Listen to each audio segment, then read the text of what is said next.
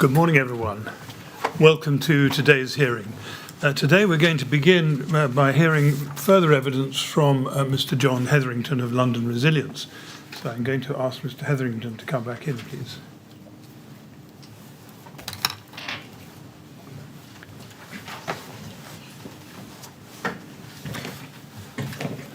Good morning, Mr. Hetherington. Good morning. Thank you for coming back to answer some more questions. Yes, Mr. Miller. Yes, good morning, Mr. Chairman. Good morning, members of the panel. Mr. Hetherington, good morning to you. Good morning. Can we now turn, please, to the 15th of June 2017? And I want to start with communications between London Resilience and the DCLG. Now, your colleague, Hamish Cameron, was, I think, is this right, the strategic advisor on the 15th of June until you took over at 14:30 that day? Yes, that's correct. Now, let's go, please, to CLG 403062. And we can see here an email, second email on the page, please, from Lynn Dowdican at 8:58 in the morning. Red Control is copied for briefing Readout London. Hi, Jenny. Hamish rang from London. Readout below. They are emailing Red Control as well. And then it says 44 families have been put in accommodation overnight, commercial hotels. 25 other families with vulnerable people or children are being housed. The council have reasonable confidence that they have now accommodated those in need. The council staff have stated they can resolve any shortage in accommodation. And last night, all persons requiring accommodation were encouraged to attend the Westway Rest Centre. RBKC have put plans in place overnight for recovery and the humanitarian assistance aspects. It goes on about the recovery and what is going to be needed. From whom would London Resilience have received information of this kind? So that would have been either a readout from the SCG or direct communications with the Borough Emergency Control Centre would be my understanding of where this information came from. I see. And if we go to the second email on the page, please, if we scroll up, we can see if we go to LFB 3061311, please, 61311, second email on the page, Lynn Dowdican again, 9:24 to Hamish Cameron and Toby Gould, copy to Red, urgent questions, and she says, Dear Hamish and Toby, I tried to call. We have some further urgent queries to clear if you are able. What were the numbers accommodated in rest centres overnight? SCG minutes state 25 other families with vulnerable people or children are being housed. Have they been housed, and in what accommodation? What support to families is available? What are the various things on the ground? Rest centre, family support line, casualty bureau, friends and family centre run by Salvation Army. What are the phone numbers for these, and a one-line description of what each of these do? So those are her questions. And then if you look up the page, please, you can see Toby Gould's response back to Lynn Dowdican. And Hamish Cameron. Lynn, Hamish is getting the confirmed answers from RBKC and MPS. On your other questions below, the following has the answers. And you can see what is suggested there. And there's a link to the RBKC newsroom, council statements in respect of her questions, facilities and numbers. And then if you go, please, to CLG 403099, second email down, here's an email at 10:20 from Jenny Shellens to Philip James, copy to Red. Hi, Phil. The subject, SCG asks, and this is ahead of the 11 o'clock SCG meeting, Philip James is the government liaison officer, and he says, in the second line, a couple of areas that it would help us for you to probe on if it is not completely clear. The number of residents displaced. You see that? Yes. She goes on to say in the last paragraph, if you turn the page to the top of page 2, we've had an update from LRP and also homelessness team are talking to our BKC team, but it would be useful to add any intelligence you can along the lines of, are we satisfied that everyone who wants accommodation has it? When do we think those from the surrounding area who are in the rest centre will be able to return home? Are we satisfied that RBKC has a grip on this? Now, was it brought, I've shown you all this email, chain now, but was it brought to your attention at the handover that DCLG were asking such specific questions on the response? No, not such specific questions. Have RBKC got a grip? That's a general term that government will tend to use of local response mechanisms, and that's their litmus test, I think, coming from a COBRA central government type environment. Right. What does that mean? Grip. I mean, grip is grip. But so do they have an understanding on the numbers? Do they have a plan in place to respond to it? Are they in control, if you like? Right. Did you, or do you, consider that the information provided by the London Resilience here to RED may have created the impression that all was in hand in relation to the response on the ground and the immediate housing needs of those affected by the fire? So we would have been relaying information that was provided to us. DCLG would have also been members of the SCG meetings and could have asked questions themselves. And I think it was a in the round discussion, but from the looks of the information that we were getting and the way in which Hamish posed his earlier response, he wouldn't have been making comment without clear indication coming from RBKC. Right. And was the impression that RBKC did have a grip? What was the answer to the question? Are we satisfied that RBKC has a grip? So at that stage on the Thursday morning, I wasn't there. Throughout the Wednesday afternoon, I think they were providing all the indications of having grip. So everything that they were saying was that they had control on the situation. They were understanding the numbers and putting their assessment in place, working out the. If you recall from the last session of evidence, we looked at the kind of not just bodies but the right people was, or words to that effect was one of the email chains. They had a logical and sensible approach to defining what they needed and how they were going to go about getting it. Now, moving on to the DCLG's deployment. If we go, please, to CLG 30s18936.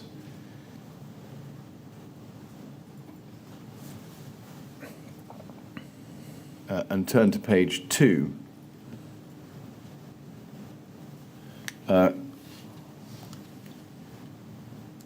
This is an email at 10:09 on the 15th of June from Toby Gould to John Bentham. John, we don't think it would be particularly effective to deploy to RBKC Borough Emergency Control Centre.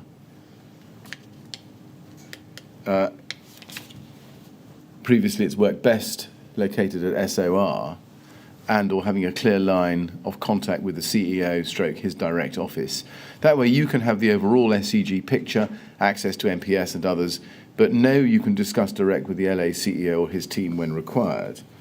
Were you made aware yourself, Mr. Hetherington, that DCLG's RED had inquired about a government liaison officer, GLO, being deployed to RBKC on that morning, but were advised against it by Toby Gould?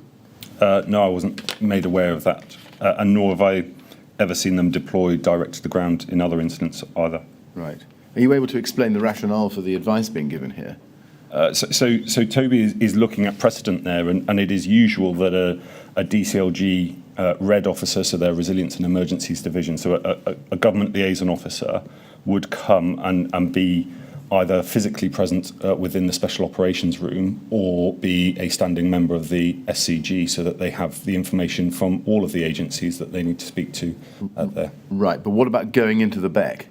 Would there be a precedent for a GLO going into an LA's BEC? I've never seen that before. Right. And the SOR stands for Special Operations Room. That's correct. And that was at Lambeth? That's correct. That's the MPS's facility there? That's correct, yes. Yes. Which serves for all agencies. Indeed. Yes. Then let's go, please, next to LFB 30611313, page 1. You can see that at 10:01, second email down on the page, Philip James to Toby Gould, copy to Leanne Grimes at LFB, and RED, and there are queries raised here by Nicholas Hurd, who was Minister for State for Policing and Fire Service. And the first point is that he has raised with us, as you can see, quotes, the offer the post office have made to issue money to residents from the tower who've got no access to cash. And look at point 2 below that. We've heard some of the residents who spent the night in the rest centre saying how there was very little, or in some cases no, bedding or pillows. Can you confirm that you have organisations such as the Red Cross and the Samaritans involved, and that there will be better sleeping facilities tonight? And the third, DCLG press officer offer to support KNC comms teams. Now that email, as we can see from the email above it on page 1 please, is forwarded by Toby Gould to Mark Sawyer and Nicholas Holgate at 10:16, and it says, Nicholas, Mark, a positive response to DCLG's questions below would be appreciated. Nicholas, if you'd like to appoint someone to be their main point of contact for you rather than through us, please let me know. Now, first question for you, Mr. Hetherington. Were you made aware on the 15th of June that Nicholas Hurd, the Minister of State for Policing and the Fire Service, had relayed concerns about the sleeping facilities for those at the Westway Centre? No. Should you have been? If it hadn't been a completed action by the time I came in at 2:30, or hadn't been raised directly to RBKC to provide a response, then yes, I would expect to. But as you can see here, I think this is Toby's making all efforts to get in touch directly, bearing in mind at this stage we were expecting Mark Sawyer to be going into RBKC for the day to support them. Yeah. He's trying 2 lines of approach to both Mark and Nicholas to raise this to them. Were you made aware of DCLG's press office offer to RBKC? No. Should you have been? No, not necessarily. I wouldn't have expected that level of detail to be contained in a handover, especially if RBKC had either taken up the offer. It was made at 10 o'clock in the morning, so I would have expected within the subsequent 4 hours the logistics to have been arranged as to how that offer would have been taken up. Now, if we go to LFB 30611319 again, we go to an email at 16:20, top of the chain, and that's on the 15th of June. This is from Toby Gould to Stuart Turner, and a copy to Mark Sawyer and to you. And it says, thanks, Mark from the HASG. I wasn't clear about the intentions and numbers of people involved. The line was terrible. But if the cordons will remain for days to come, I don't think it would be appropriate for evacuees to stay in the rest centre overnight for a number of nights. It sounded as though there may be pressure on the rooms that they already have people in now, if hotels already have those rooms booked for the weekend.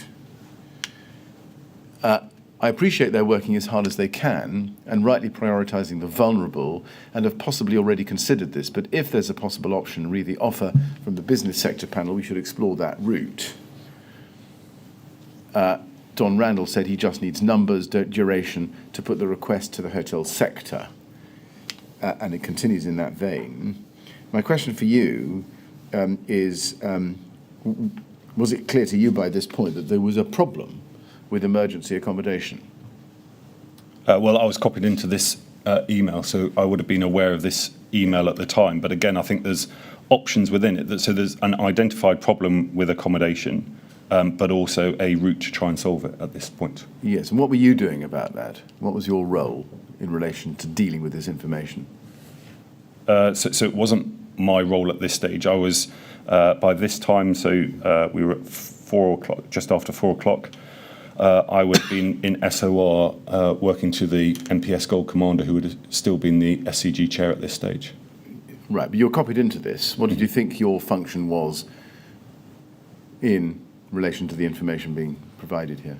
So a CC generally tends to be for information, to keep you apprised of the situation. So it's copied to Stuart Turner and Tom Brady, who were both working within the London Local Authority Coordination Centre at that stage, and would have been in close contact with RBKC Beck. So my understanding is that this is Toby speaking to Stuart and Tom, looking to get information either through RBKC Beck or as a result of the close working with the Humanitarian Assistance Steering Group to finalise those numbers and put an approach to the business sector to seek further hotels.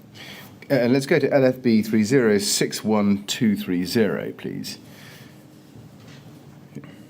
This is an email from you to Nicholas Holgate at 1744, where you say in the second line, MPS Commander Neil Jerome would like to speak to you. What is the best number and most convenient time for you? And then that's then followed up by an email about half an hour later at LFB 61233, where you send a message to Hamish Cameron and Toby Gould, copy to Steve Ham. Sorry to be the bearer of bad news. Just had a chat with MPS Gold following his private call with Nicholas. The mayor was mobbed on scene earlier. There's a community meeting later today which is showing concerns of civil unrest. He is therefore not satisfied anymore to be handing over to recovery tomorrow. And then let's look at the next one in the chain. LFB 3061227.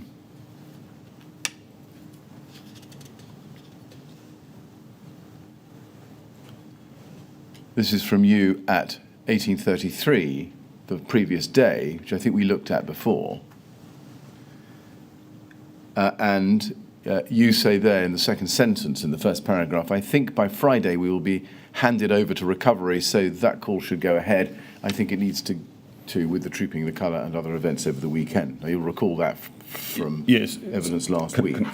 Just to clarify on this chain, so every Friday we have a partnership call at 12:30. So we bring together all partners, regardless. It will happen this week, next week, every week, and has been happening since the Olympics. That's the call that we're talking about on Friday. So Hamish, if you see in the email below, is saying, should we continue with the 12:30 Friday call?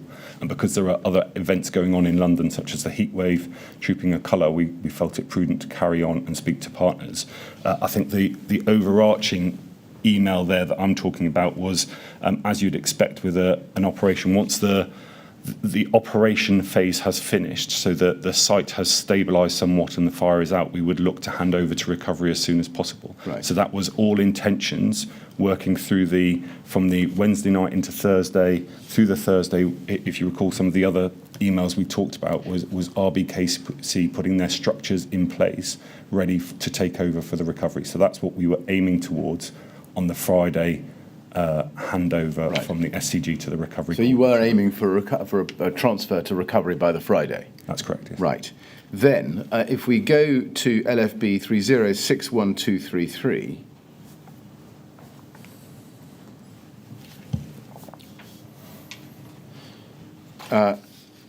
which we've just been looking at, and you refer there to your discussion with MPS Gold. That's Neil Jerome. That's correct. Yes, after he'd spoken to Nicholas Holgate. Was there anything, in addition to what you call concerns of civil unrest, following your conversation with Commander Jerome, that had led to the decision to delay the recovery phase?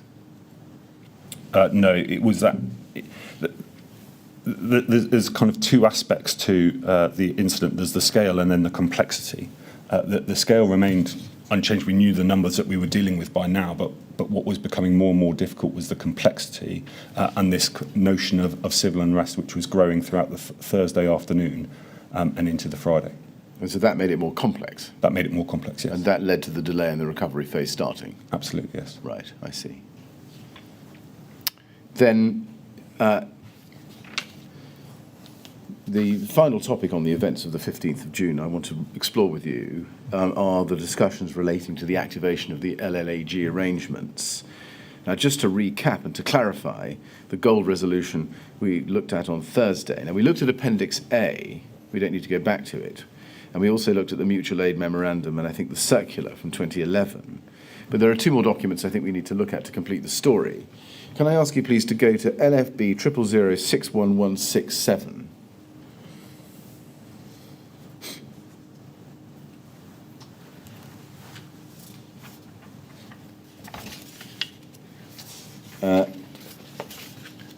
And these are proposed clarifications to the gold resolution and arrangements for mutual aid dated the 13th of July 2010 by Doug Flight. Now, if we go to page 5 in that document, That says, under major incidents at paragraph 8, fourth line down, it refers to paragraph 138, and the fourth line down it says, the current Gold resolution authorises local authority Gold to discharge functions under section 138, subsection 1, on behalf of the councils, following the convening of the Strategic Coordinating Group Gold Command, called to respond to an incident requiring a level 2 response, defined as a single site or wide area disruptive challenge, which required a coordinated response by relevant agencies. This is the trigger mechanism for local authority Gold to be able to exercise their executive powers. And the word executive there is in quotation marks.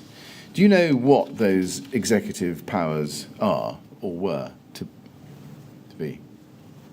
I think, as we discussed on Thursday, it's the ability to incur expenditure. Right. And then if we go, please, to paragraphs 15 and 16 on page 7. Ability to respond to emergencies.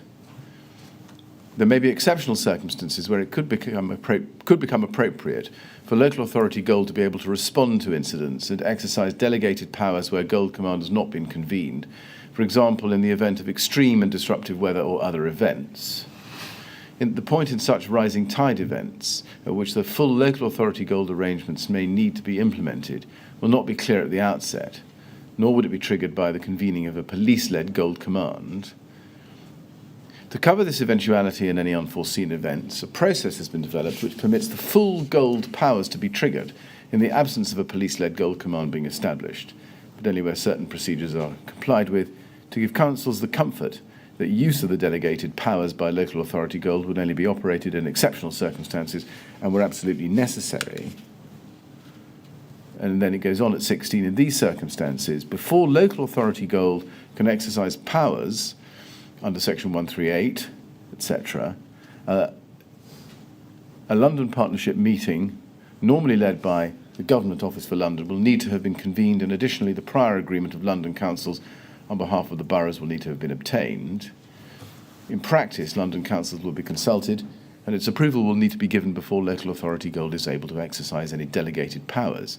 Approval is sought for this power to be delegated to the chief executive of London councils in consultation with the leaders or their deputies of each of the three main political parties.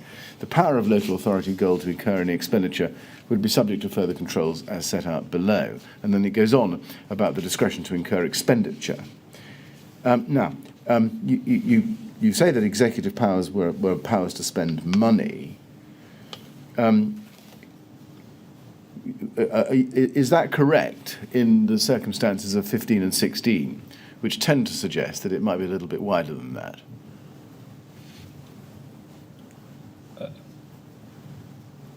So my reading of paragraphs 15 and 16 is that they speak to, so the Gold Resolution came in 2004 alongside the Civil Contingencies Act for a way in which local authorities could work together given the close proximity in London. In 2010, on the back of the experience from the snow and grit, as I mentioned before, where they had to respond when there wasn't an SCG because it wasn't deemed necessary by the police. And because we had changed from regional government officers, we'd lost that level 2 descriptor to an emergency. So they were saying that they could still act in a rising tide emergency without the invocation of an SCG, where there was permission from the councils to do so. Now, we on Thursday last week, when you and I were examining this together, we looked at the 1730 call which took place on the 14th of June. Was there agreement of all local authorities for the delegation, as these paragraphs suggest here? So the agreement was sought in 2010, 2011, that they all signed up to it. It is then for the agreement of the affected local authority to ask for that support. So my understanding, unless it is a London-wide, I don't think this is saying that all local authorities need to be asked as to whether or not they can convene the lag arrangements in an incident where it is affecting a borough. It is for that borough to ask. Well, that's not what it suggests, is it? 16 rather suggests that in each and every incident, a London Partnership meeting would need to be convened, a prior agreement of London councils would need to be obtained, and London councils need to be consulted and approved of before local authority gold is able to exercise any delegated powers. So a partnership meeting is a term that we use in lieu of an SCG. So to give you an example, on the thunderstorms that we had last summer, where no agency was declaring it a major incident and it wasn't a police-led incident, we hold what we term a partnership meeting, which we would chair as London Resilience Group to pull together organisations for situational awareness. That's where it says, and bearing in mind when this was written, we still had the government offices for London and other parts of the country as well. So a London partnership meeting, which is normally led by the government office for London. So that was their role before we took over as London Resilience Team and then subsequently London Resilience Group. Right. Was discussion of the delegation and exercise of delegated powers the basis of the 17:30 call, the 5:30 p.m. call on the 14th of June? On the 14th, it was what support Nicholas Holgate needed as the lead local authority to the response and the gold commander for RBKC. What happened on that call, to the best of your recollection, constitutionally within these paragraphs or other parts of Appendix B as contemplated by these arrangements? Was there any discussion of these arrangements at all? Not in the way that I think you're looking at, but there were questions as to what resources Nicholas Holgate needed, which is where the discussions came around the City of London providing 2 press officers and London Borough of Southwark providing 2 senior officers with experience from Lacanal and the recent London Bridge. It was more what support do you need as a single borough from the rest of London, which is part of these arrangements. These arrangements I don't think, is this right, contemplate that it would be simply left to a chief executive to decide for him or herself to trigger London Gold. There seems to be more to it than that. Or is that wrong?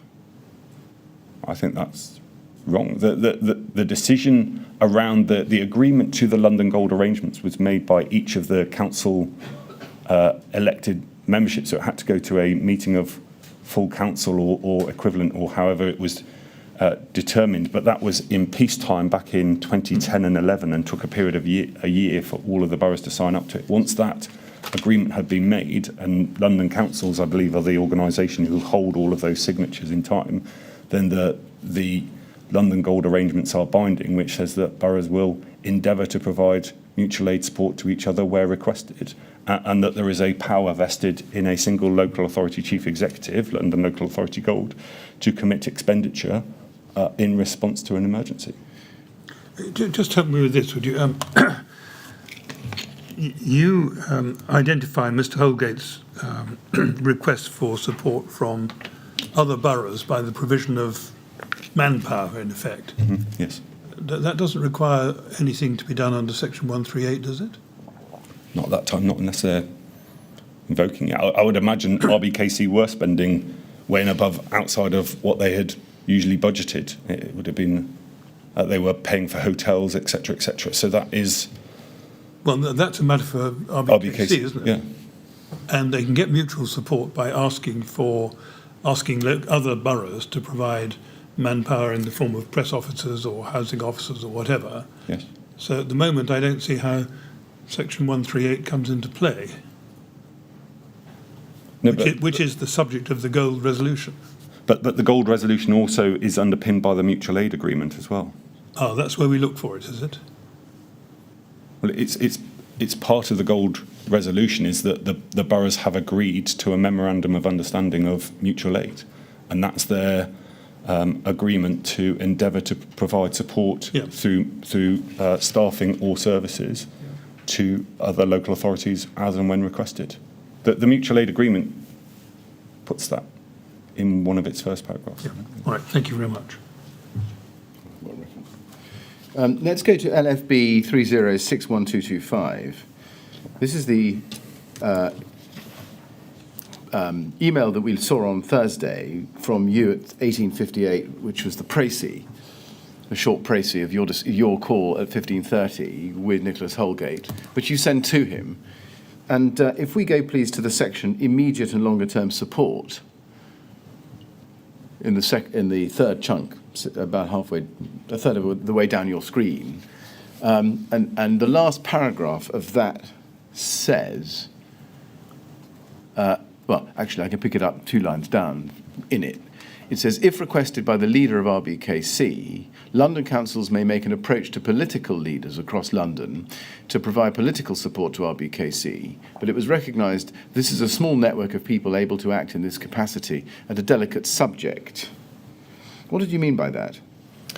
So if I recall, this was something that Chris Naylor had raised on the call around providing support to the way in which councillors were operating on the ground and provide a peer network to councillors themselves. And why was political support needed? Well, all manner of support was being provided. I think it was creating a network so that they didn't feel like they were on their own. Well, you use the word political. Political leaders to provide political support. What's political support? Support to the politicians, either a friendly face or experience of having dealt with something similar themselves, or just a peer support amongst the politicians in London. And why was it delicate? Why was it a delicate subject? I don't know. Well, I suspect it was a delicate subject at the time. That London is a majoritively Labour constituent base, and this is a Conservative council. We'd just been on the back of a general election where the MP had changed from a Conservative to Labour politician. And sometimes in these networks, already the press had kind of looked to interview a number of the political leaders either at the scene. So it was just seen as a delicate subject for them. So party political? Yes. And was there already criticism of RBKC out there?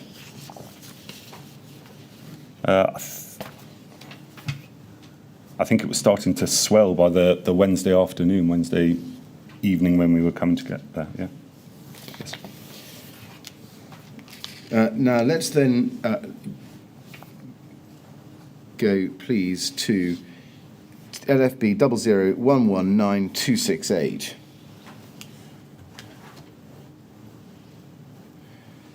Which I think we looked at earlier. And we've seen emails about the LLACC being stood up on the 14th of June, and we looked at those before.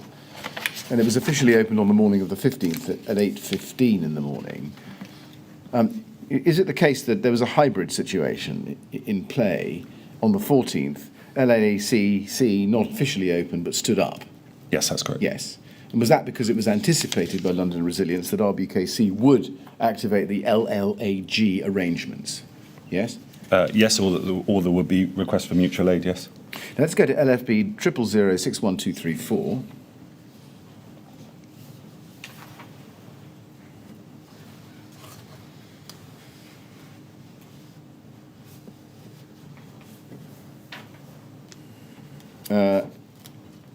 Yes, and if you go to these emails, please, these are between the Beck and LLACC.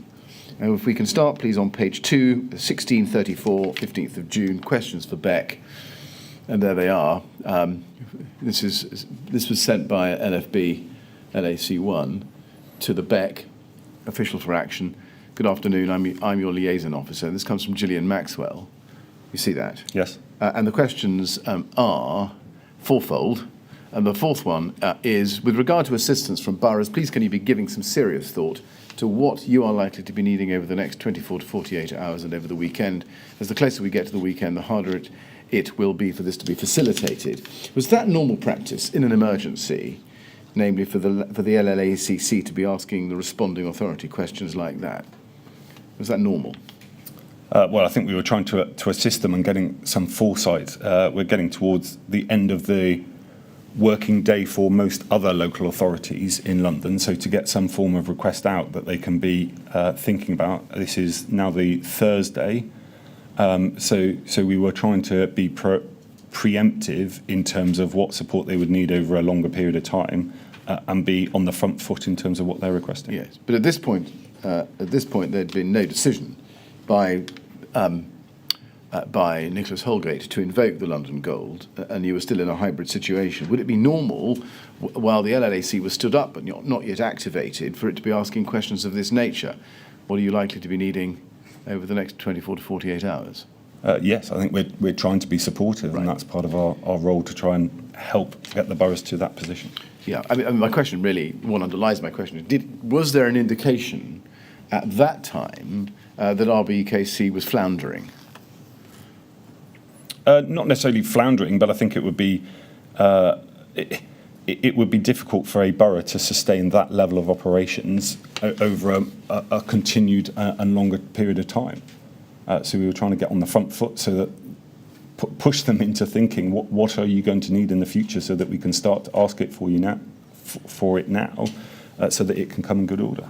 Now, if we then go to page 2, the top email, the response from Beck at 17:03 to question 4, over the next 24 to 48 hours, availability of LALO, rest centre managers, rest centre teams, emergency planning staff. You see that? Yes. And it gives the official line that there are so many donations that they don't have any more capacity. That may change, and directs inquiries to the RBKC website in respect of monetary donations and other things.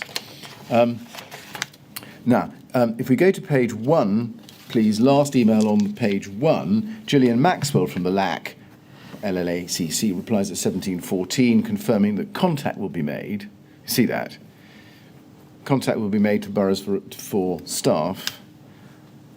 And then if you go back to the top, or second email down from the Beck, hi Gillian, in response to your query below, we would require 2 shifts, i.e. day and night shift, with standby and on scene, hence we need 4 of each, i.e. LALO, rest centre managers and teams and EP staff. Could you please coordinate this on our behalf? For tonight, have you got 2 Beck officers from work 9 till 8 tonight, 9 p.m. to 8 a.m.? You see that? Now that was then forwarded on to you by Gillian Maxwell at 17:45, which is where it comes to you. Information just received, right, at the top. Yes. See that? Right. Yeah. Now, my question, having shown you all of that, is, did you consider this to be the first request for mutual aid from the council? Yes. You did. And in your statement, your first statement, we don't need to go to it, page 23, paragraph 73, you say that you sought authority from Chris Naylor, who was the duty LLAG, before a request was then made to all boroughs. Why was that procedural step necessary? It's to keep LAG informed so that they know what mutual aid is going where, and to provide us as the coordination centre, rather than being, as I mentioned, we're not a decision maker, to get authority so that we can go out to all of the boroughs to ask for that. It was a quick process in this instance. I think it was 10 minutes from receipt to them being made, or 12 minutes to all boroughs in London. Right. And you say in your statement, at paragraph 75 at page 23, that it was becoming more apparent throughout the afternoon and into the evening of the 15th of June that LLAG activation was going to take place in order to provide greater support to RBKC. Yes. And there it is now on the screen in front of you. In what way was it becoming more apparent, at least to you? So as I mentioned earlier, the complexity of the incident was changing. There was, if we consider it like a policing model where you police by consent, local authorities responding by consent of the population wasn't necessarily happening. That this was a different type of incident where those that were trying to respond were also those that were being held to account for it, and it was making it increasingly difficult for them.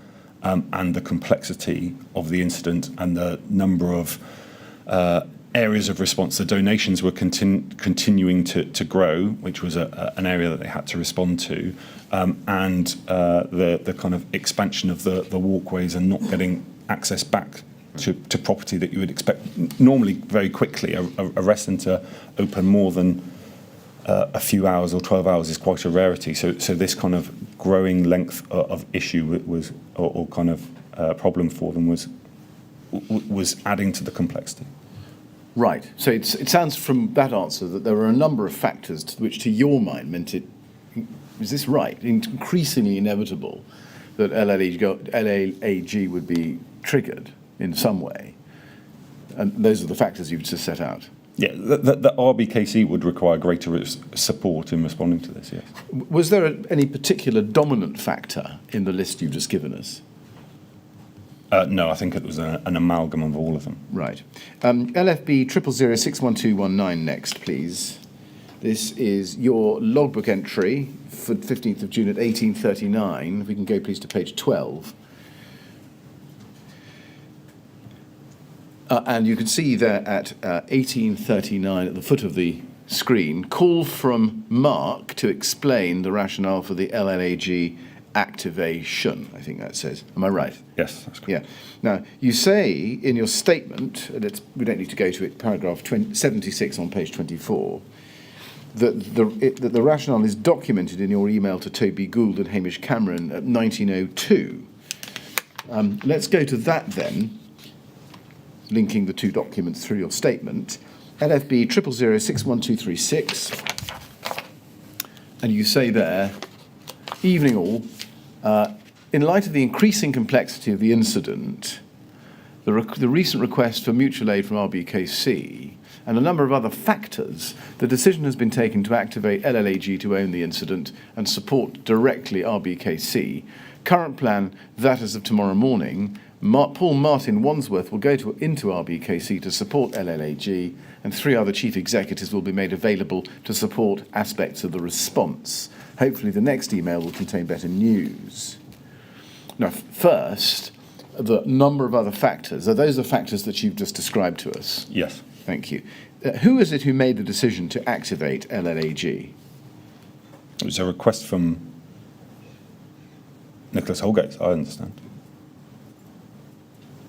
Yes, but it was a request. But who made the decision to activate it? You say it's the same thing, do you? Yes, I don't know that answer. And would it be inevitable that when a chief executive asked for LLAG to be triggered, LLAG would respond? Yes. Right. Let's go then to your second statement, please. LFB 00119130, page 32, paragraph 101.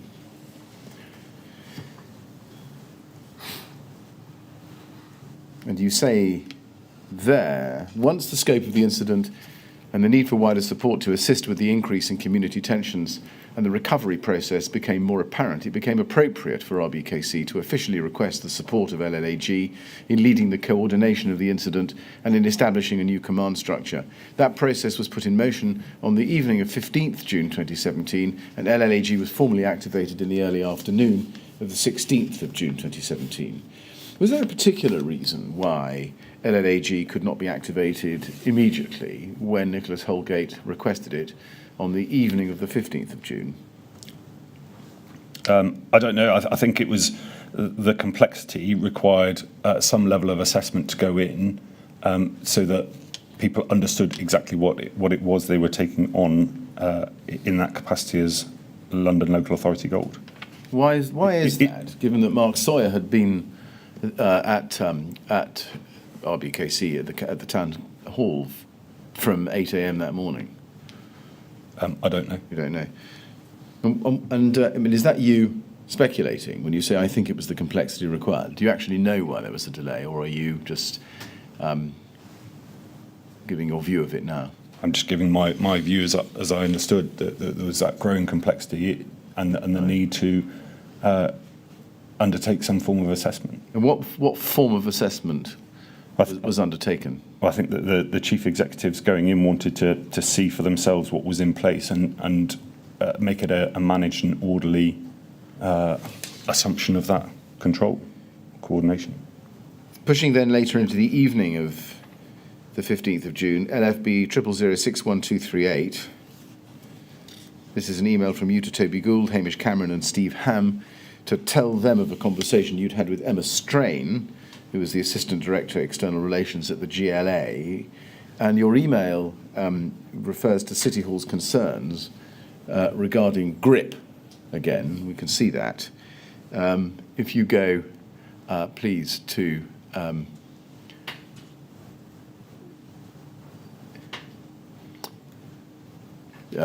the second paragraph, you explain what happened in the call. Given the concerns at City Hall, you say, regarding the grip on the situation at RBKC, she has said that if we have further issues to raise, then we can do so through her, which will be passed through David Bellamy anonymously if needed.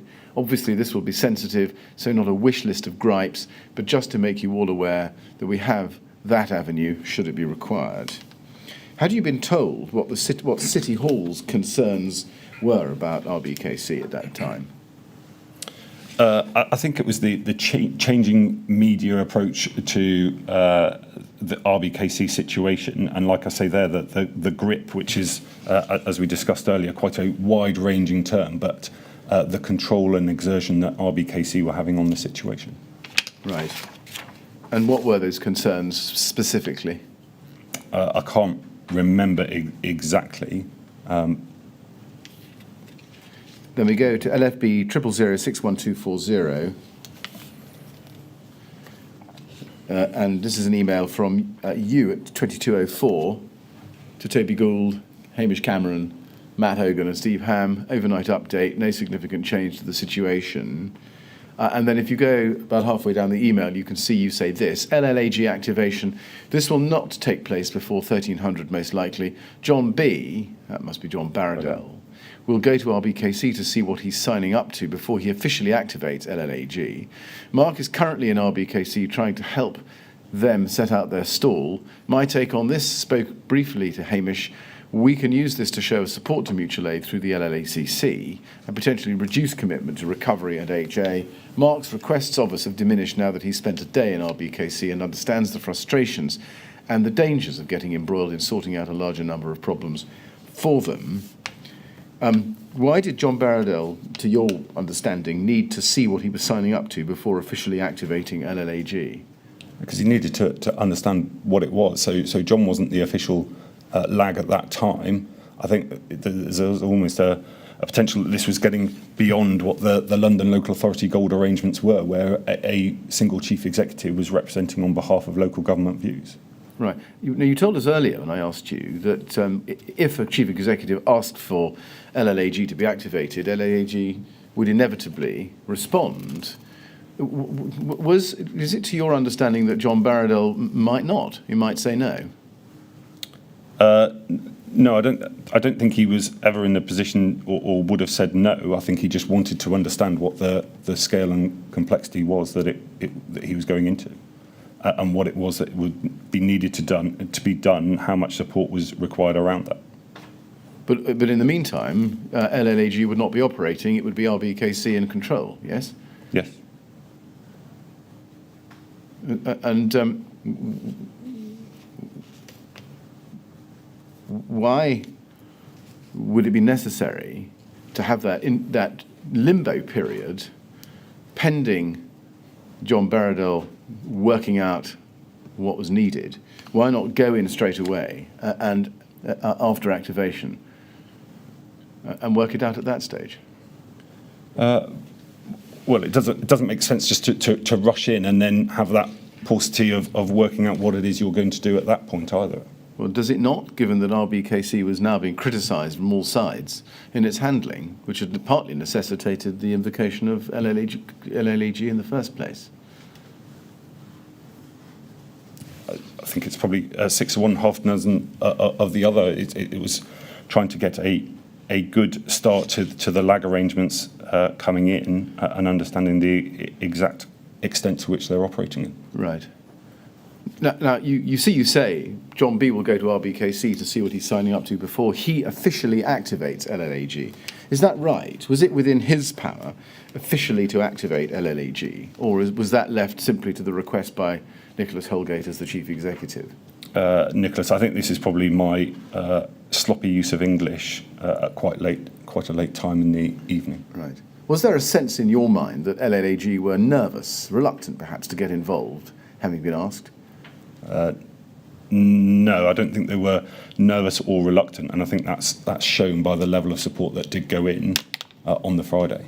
Now, you say in your first statement, paragraph 88... Sorry, before we leave this email, I have to say that the tenor of that paragraph, beginning LLAG activation, leaves me with the impression that you and perhaps John Barradell thought that he was going to go in and take over.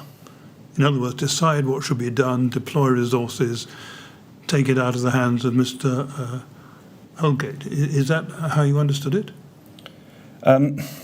This is quite a unique set of circumstances. So this is where the arrangements that we have to respond to any emergency need a degree of flexibility in what we can do. And I think we've probably pushed the boundaries, both of the lag arrangements and what we were asking individuals to do in terms of come in and support in such a large-scale incident and almost run the show for Nicholas Holgate in response. Well, you've used two interesting words there. One is support and the other is almost run the show. I mean, there is a distinction, isn't there, between providing support and taking over. And I just wanted to understand how you and maybe others saw the position. So you never take over the whole council. There was, as I said previously, there's other functions that take place. Of course. But that control and response to the incident was becoming more pressing that I don't think Nicholas could have managed it on his own and needed that greater degree of experience in managing incidents that John had. So who was nominally in charge?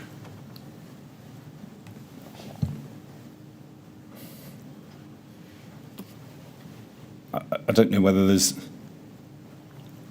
there is actually a nominally in charge, because you then got the Royal Borough of Kensington and Chelsea, and then what was formed in terms of the Grenfell Fire Response Team, for which John was in charge of, that grew out of what was termed gold.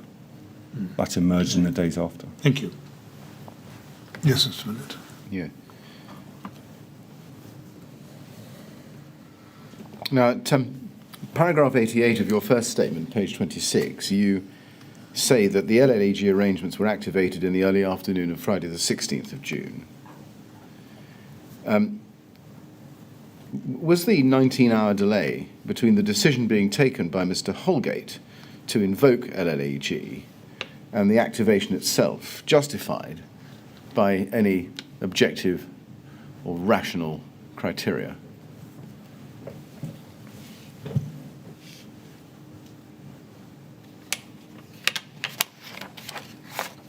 I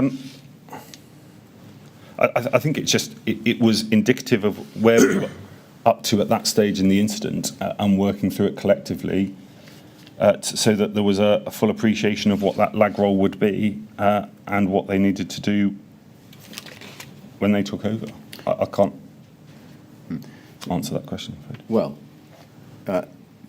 you haven't, but perhaps you can answer this. From what you could see at the time, did that delay have any negative impact on the provision of emergency relief to those in need of it?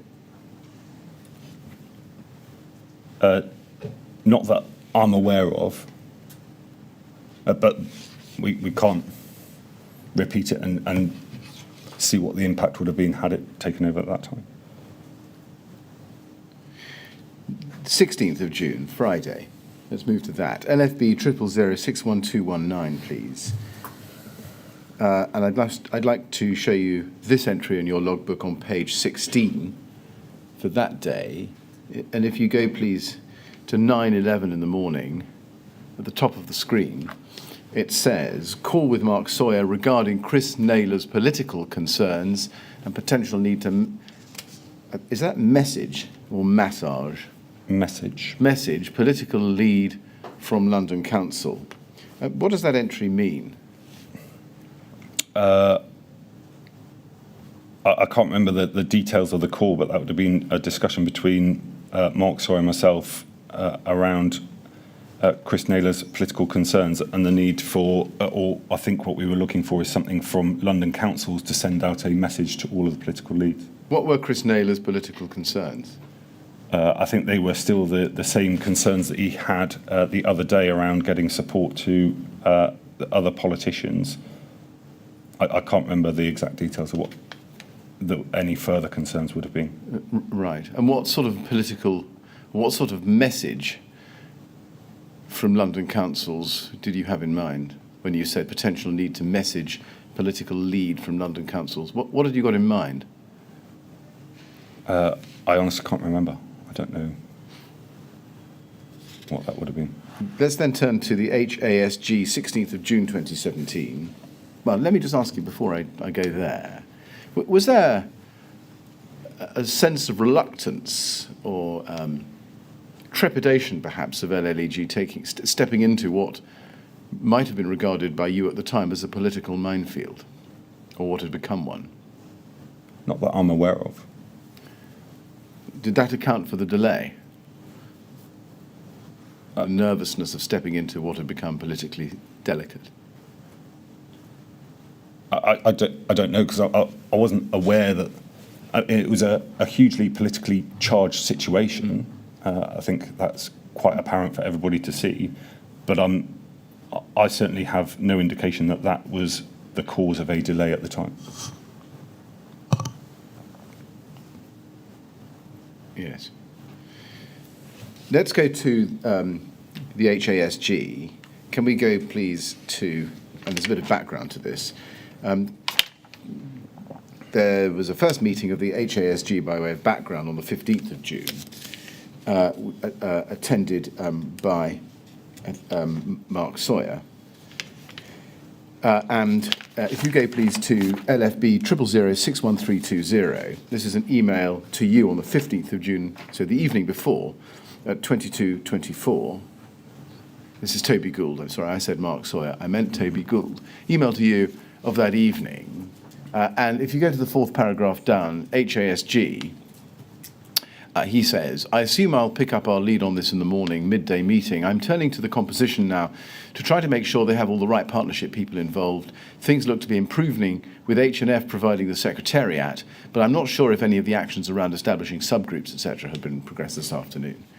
The first meeting was all over the place, short on various reps, terrible teleconference facilities, and I wasn't convinced they were given enough attention to very urgent business. Seemed to be more focused on procedure and open questions than sorting out significant issues that are going on right now. On the plus side, I think all of the voluntary and many other orgs are doing fantastic work getting on with the job on the ground. Was the activation of the HASG fairly standard response for a local authority responding to a major incident? It was, but it was rare. An HASG wouldn't be stood up for a routine incident where a rest centre had been opened. It would have been to probably in the previous 12 months, the Croydon tram crash, Westminster terror attack, and the London Bridge terror attack would have been the only occasions of an HASG. Would you accept that it's a core function for a local authority? Yes, in their emergency response, yes. Yes, of course, in an emergency response.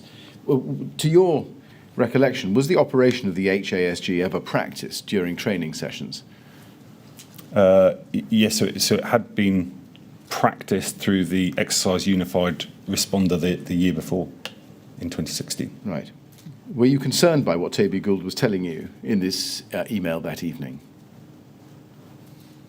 Yes, it doesn't look a great start.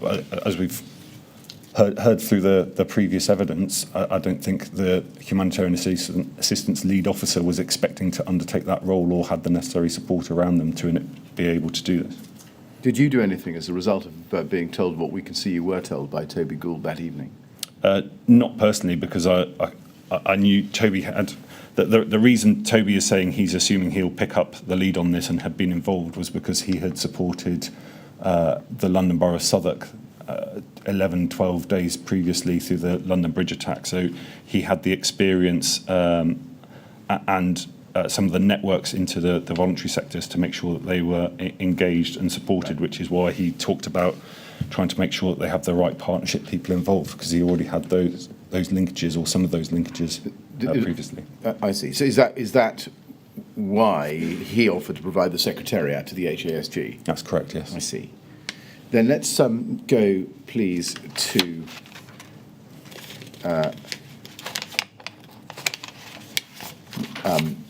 LFB 000611327. This is an email. If we go to the foot of page 1, please, you can see right at the very foot, there's an email at 11:57 from Donna Wootton at Ealing to a large number of recipients and copyees at the top of page 2.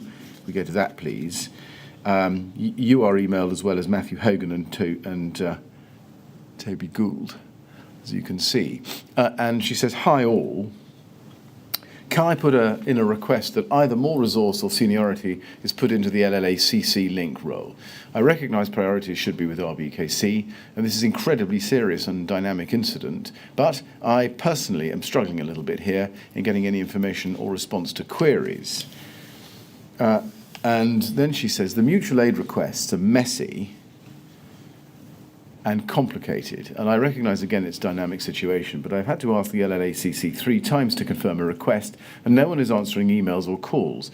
I have multiple staff who are trained, competent, and wish to help, but I'd also like assurance that briefings will be forthcoming, that an RVP isn't just the scene, and really just replies to emails. I've put aside today to brief and make sure all staff are ready to respond as best they can, but I currently just have lots on standby, unaware of their role. We're sending staff into really stressful environments, and I just want to make sure they have all the information and access needed." And then the last line, "Apologies for this in a stressful time, but as I said, just a little extra resource would help us help RBKC to the best of our ability." There are a couple of other confirmations along the same lines. If we go, please, to LFB 000611327.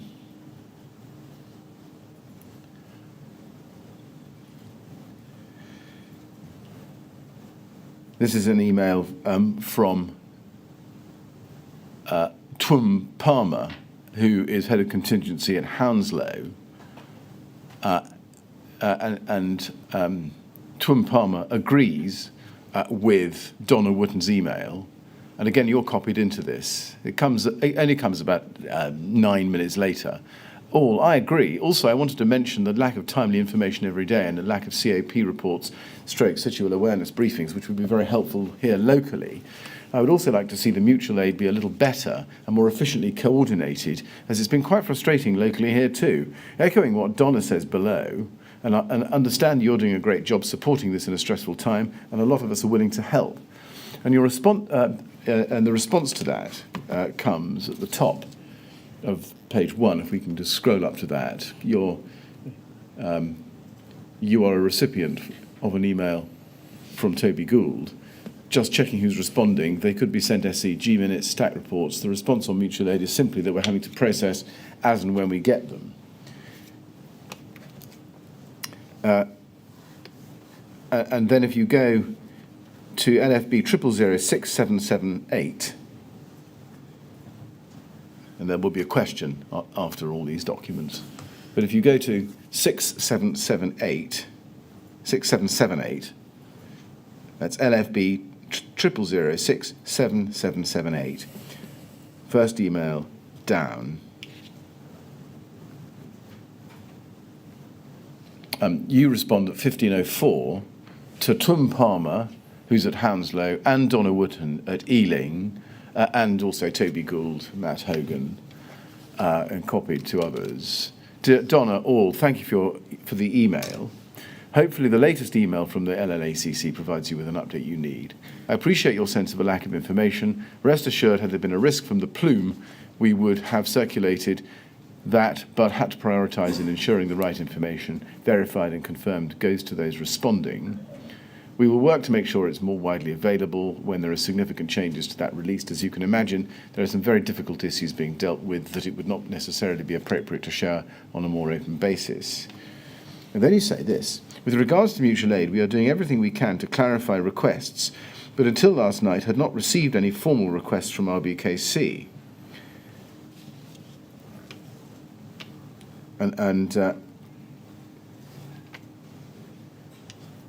You then, just to finish this off, there's an email on the 17th of June at LFB 000061252.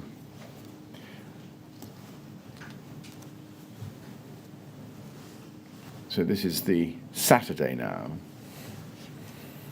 This is where this ends up. Second paragraph. Have there been any comments on our overall level of support? There was criticism of the mutual aid and LACC on Friday. I haven't got into the whole we are supporting other functions at the detriment of the LACCC yet, but one to be in our minds if it does come.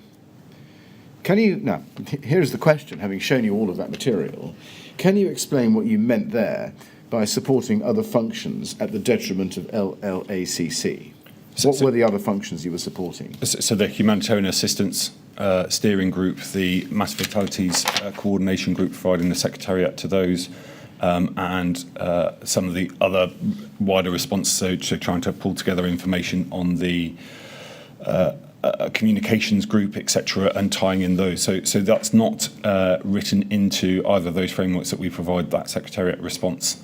And so, but because we had the experience, because it wasn't going well, that was where we felt the gap needed to be plugged more urgently. We hadn't had the mutual aid requests up until the night before, but it was becoming more apparent and more aware that there were multiple mutual aid requests going out, or not just channeled through us in the local authority coordination centre, but also going direct service to service.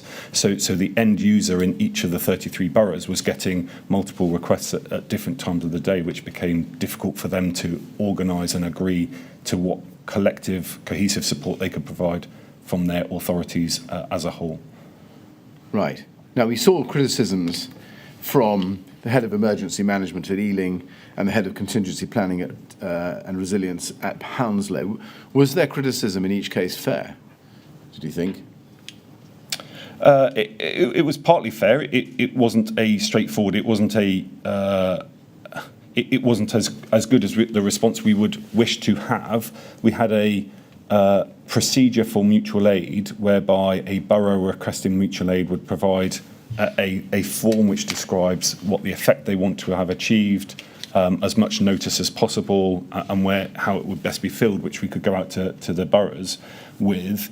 But as I just described, it was going across from different services. So housing were going direct amongst the directors of housing group, and so that would have gone to a borough. And for the contingency planning manager in a borough, they would have received all of these from the different forms. So we'll have thought that it is becoming extremely messy. So it wasn't as good as we had wanted. We were trying to get a grip on it at that stage. Right. So was it the case that the LLACC's resources were being stretched too thinly? Yes. Yeah. Now, LFB 000061344, here is an email now, 17th of June. If we go to the third paragraph down in this email, it's from Toby Gould to Steve Ham and you, and Hamish Cameron, third paragraph down. Mass FATs and humanitarian support are a drain. I'm hoping with 3 other LA EP managers joining the mix tomorrow on HA, we can position them well and limit our commitment. But the expectation from John B is we will make it work. It's a little galling when we're doing things K&C could do themselves if they had some of the staff in over the weekend, who have the weekend off and whose jobs we're effectively covering. Was there a problem with RBKC staffing levels that you had been encountering? Yes, I don't think they had the support staff in place to manage this, and I think that was evident through previous evidence that they've given that they didn't put the training and forethought into it. If you look at when I talk about scale and complexity, the previous edition of the humanitarian assistance plan, so 4.0, and my apologies that we provided the inquiry with several various copies in the lead up to that, but 4.0 provides quite a clear statement in the early stages around page 7 or 8 of the expectation of scale of response that we would expect either at a borough level or a regional level, and then also halfway through what we expected a borough to have trained in terms of those numbers. And I think we've seen through evidence that they just weren't there. You say you've seen through evidence, but was it your view at the time? I think this was now becoming clear in the time that there was how could I describe it? The response was almost hollow. So I recall somebody, but I can't remember who, pulling levers and nothing was happening when they tried to pull that lever. So putting in place a humanitarian assistance group, but there just wasn't it's not just a halo, a lead officer who's able to do it. They need a composite team behind them who understand the subject matter and are experienced in both secretariat and convening work, and then the project management work behind it to pull all of the various bits together. A meeting doesn't just happen and all of the actions get magically done. It takes a lot of work behind to pull all of those pieces together. Let's go to LFB 0006127. We're now at the 18th of June at 21:26. And here's an email from Matt Hogan. You could see that from the foot of the email, to a large number of recipients, including you. Hi all, you've seen on WhatsApp, hopefully, that the LLACC will be moving to Westminster tomorrow morning. And in the next paragraph, it has been agreed that all staff should stop all non-essential work in order to prioritise LLACC. This is subject to change as the week progresses. The only exception is that LRF will continue tomorrow, supported by Hamish and Steve H. Should stopping all non-essential work in order to prioritise LLACC have happened earlier than this, which is the 18th of June? So we've never done it for another incident where we've stopped all non-essential work. Normally we've carried on and we have the duty team and then we manage rotas between us to enable enough or other work to carry on in conjunction. Yeah. Arguably we could have stopped earlier, but I think by this stage we were integrated into so many of those activities that we just had to stop everything else. Right. Now, going back in time then to the evening of the 17th of June, the Saturday night, LFB 000612552. This is an email from you to Hamish Cameron, Toby Gould and Steve Ham, which we looked at before. And in the last sentence you say, as a question, just to gain an understanding of RBKC response, have we been working to their local plans for HA and recovery or regional plans? And you tell us in your statement, I think, that you hadn't been able to find a response to that email. That's right, isn't it? Yes, that's correct. Yes, that's your second statement at paragraph 58 at page 18. Let's actually look at that, if we can, please. That's at LFB 00119130, page 18, paragraph 58. In the middle of the paragraph you say, I've looked over my emails and records from that time and have been unable to locate a response to that question. From memory, I believe that the RBKC response as to recovery was based on its local plans. I cannot recall the position regarding humanitarian assistance, but I think it would likely have been based on the regional plans, which is a reference to the humanitarian assistance framework exhibited as JAH 12 to my first statement. Both the local and regional plans referenced within the above email will have been framework documents setting out broad principles to be followed rather than detailed situation-specific plans. My question, would you expect to have been informed which plans the local authority was following if LLAG had been activated or was to be activated?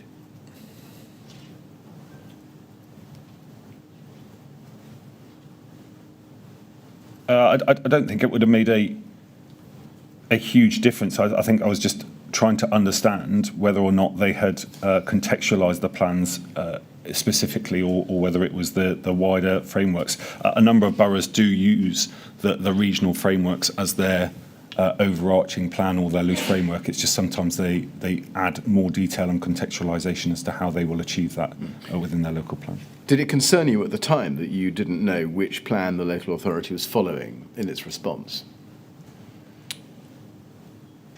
No, it wouldn't be a huge concern. They would have been based on the same principles and to achieve the same thing. It's just a question for clarity at the time. Did it surprise you at the time that RBKC did not have a humanitarian assistance plan, as David Kerry has confirmed? I would have expected them to have something in place that would have contextualised and put it into the reality of RBKC's response so that they knew how to discharge the regional framework. Right. Mr. Chairman, I've got one short line of questions to cover, which won't take more than about five minutes or so. It would be more convenient to take them now and then take the break. And would that get the end of your question? Yes. Yes, well, I think that's much more sensible. I agree. Thank you. Yes. Now, thank you, Mr. Chairman. Now, let me take you, please, to GOL 401728.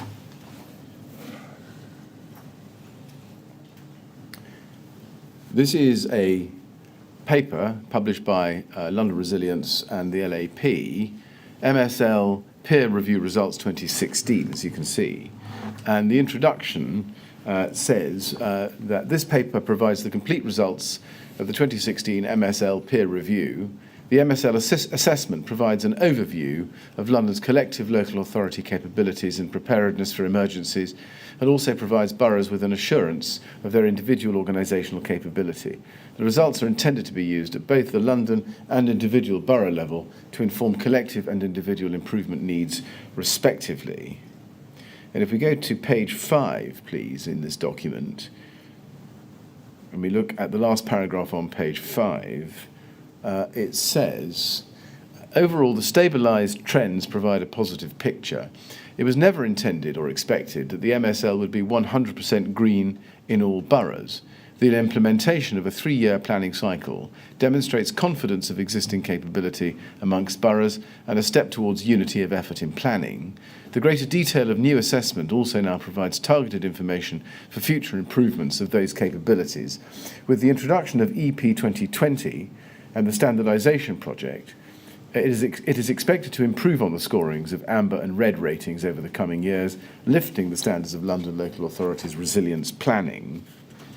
Now, do you agree that it follows from this that it was never intended or expected that individual local authorities would meet all of the minimum standards for London? Yes. Yes. And if we go to page 8 of the paper, it sets out the performance of the 33 London local authorities. And there they are. I think we looked at them on Thursday. And looking at it, do you agree that on its face, the worst performing local authority in this peer-reviewed self-assessment scored 16 green, 16 amber, and 3 red? And that is Newham in the middle of the table. Yes. Purely on numbers, yes. Purely on numbers.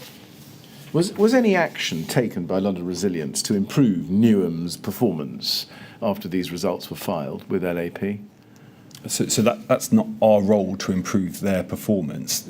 As I stated on Thursday, one of the primary purposes of this was for the results to inform the borough's own business planning, and it's their responsibilities and their duties that they're trying to discharge under this. It's not London Resilience Group's job to improve individual boroughs. We provide guidance and support to them as a collective in their overall discharge of duties, yes, in ways in which they can achieve efficiencies. Yes, and see comparatively how they do, but does that tell us that there was no effective peer review or enforcement of standards? To be enforced by who? Sorry. Well, quite. That's the question. Let's break that up. First of all, it's self-assessment, not peer assessment. Yes? On odd years, yes, but there was a peer review, but by equals, rather than independent external peer review. Right. So no independent peer review in any year. Yes. And is this right? No enforcement by an independent enforcing body, such as the LAP or London Resilience.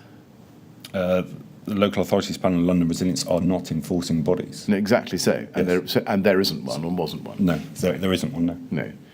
And and I think it's also correct that there was no minimum threshold, no minimum number of minimum standards for London that each individual local authority was required to achieve.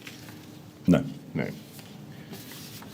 So does it come to this? These were loose benchmarking measures that it would be up to each local authority to score for themselves and then work out for themselves what to do in response. Yes, that's the framework that we work in, with no auditing or directive powers to any agency. Yes. Yes, thank you very much. Mr. Chairman, those are the end. We've come to the end of my prepared questions. Right, thank you. And I'm going to ask for the usual break, please. Yes, well, on this occasion, Mr. Hetherington, we can combine the usual break which we have when Council's got to the end of his questions with the break we need to have in the middle of the morning anyway. So we'll stop now. We'll come back at 25 to 12, and we'll see then whether there are any more questions we have for you. Yes. And as before, please don't talk to anyone about your evidence when you're out of the room. Thank you very much. Right? Thank you very much.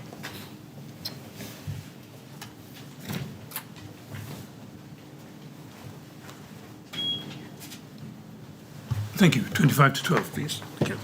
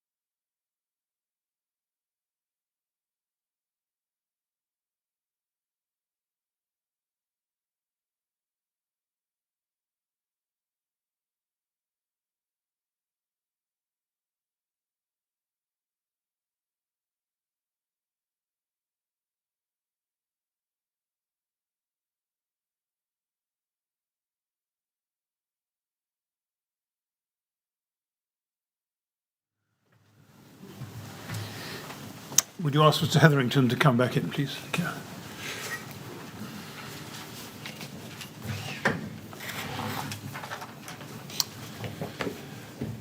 Right, Mr. Hetherington, we'll see if there are any more questions. Yes, Mr. Yes, Mr. Chairman, thank you very much. Just one question, which is a question we often ask certain witnesses, and it's this. Mr. Hetherington, looking back on the experience, looking back on the evidence that we've been through, and what you now know, is there anything in your role in the first 7 days after the fire that, looking back on it, you would have done differently? There's a lot looking back with hindsight that perhaps we could have probed, challenged more in terms of our role in a supportive way, so that constructive challenge. And at the time, we didn't. We maintain that we also hold together a partnership as well. It is a difficult role. We've obviously focused an awful lot on areas that went wrong, and I would like to say publicly that sometimes we forget some of the staff went above and beyond and not always looked at. So for that, I'm immensely proud of the team who did step up to the plate. But where our best efforts weren't good enough, then I can only apologise to the people of Grenfell, and we strive to continue to improve the way in which we work for future incidents. Thank you. Well, Mr. Hetherington, it remains only for me to thank you very much for coming here to the inquiry and assisting us with our investigations. We're very grateful to you. So thank you very much. Thank you very much. And can I add my thanks to Mr. Hetherington on behalf of all the members of the panel. I think we all found it initially rather daunting to see the pictorial structure of London Resilience, but we've really benefited from your explanation of how it works and your evidence about what happened on the days immediately after the fire. So thank you very much indeed. We're very grateful to you. Thank you. And now, of course, you're free to go. Thank you. Thank you very much.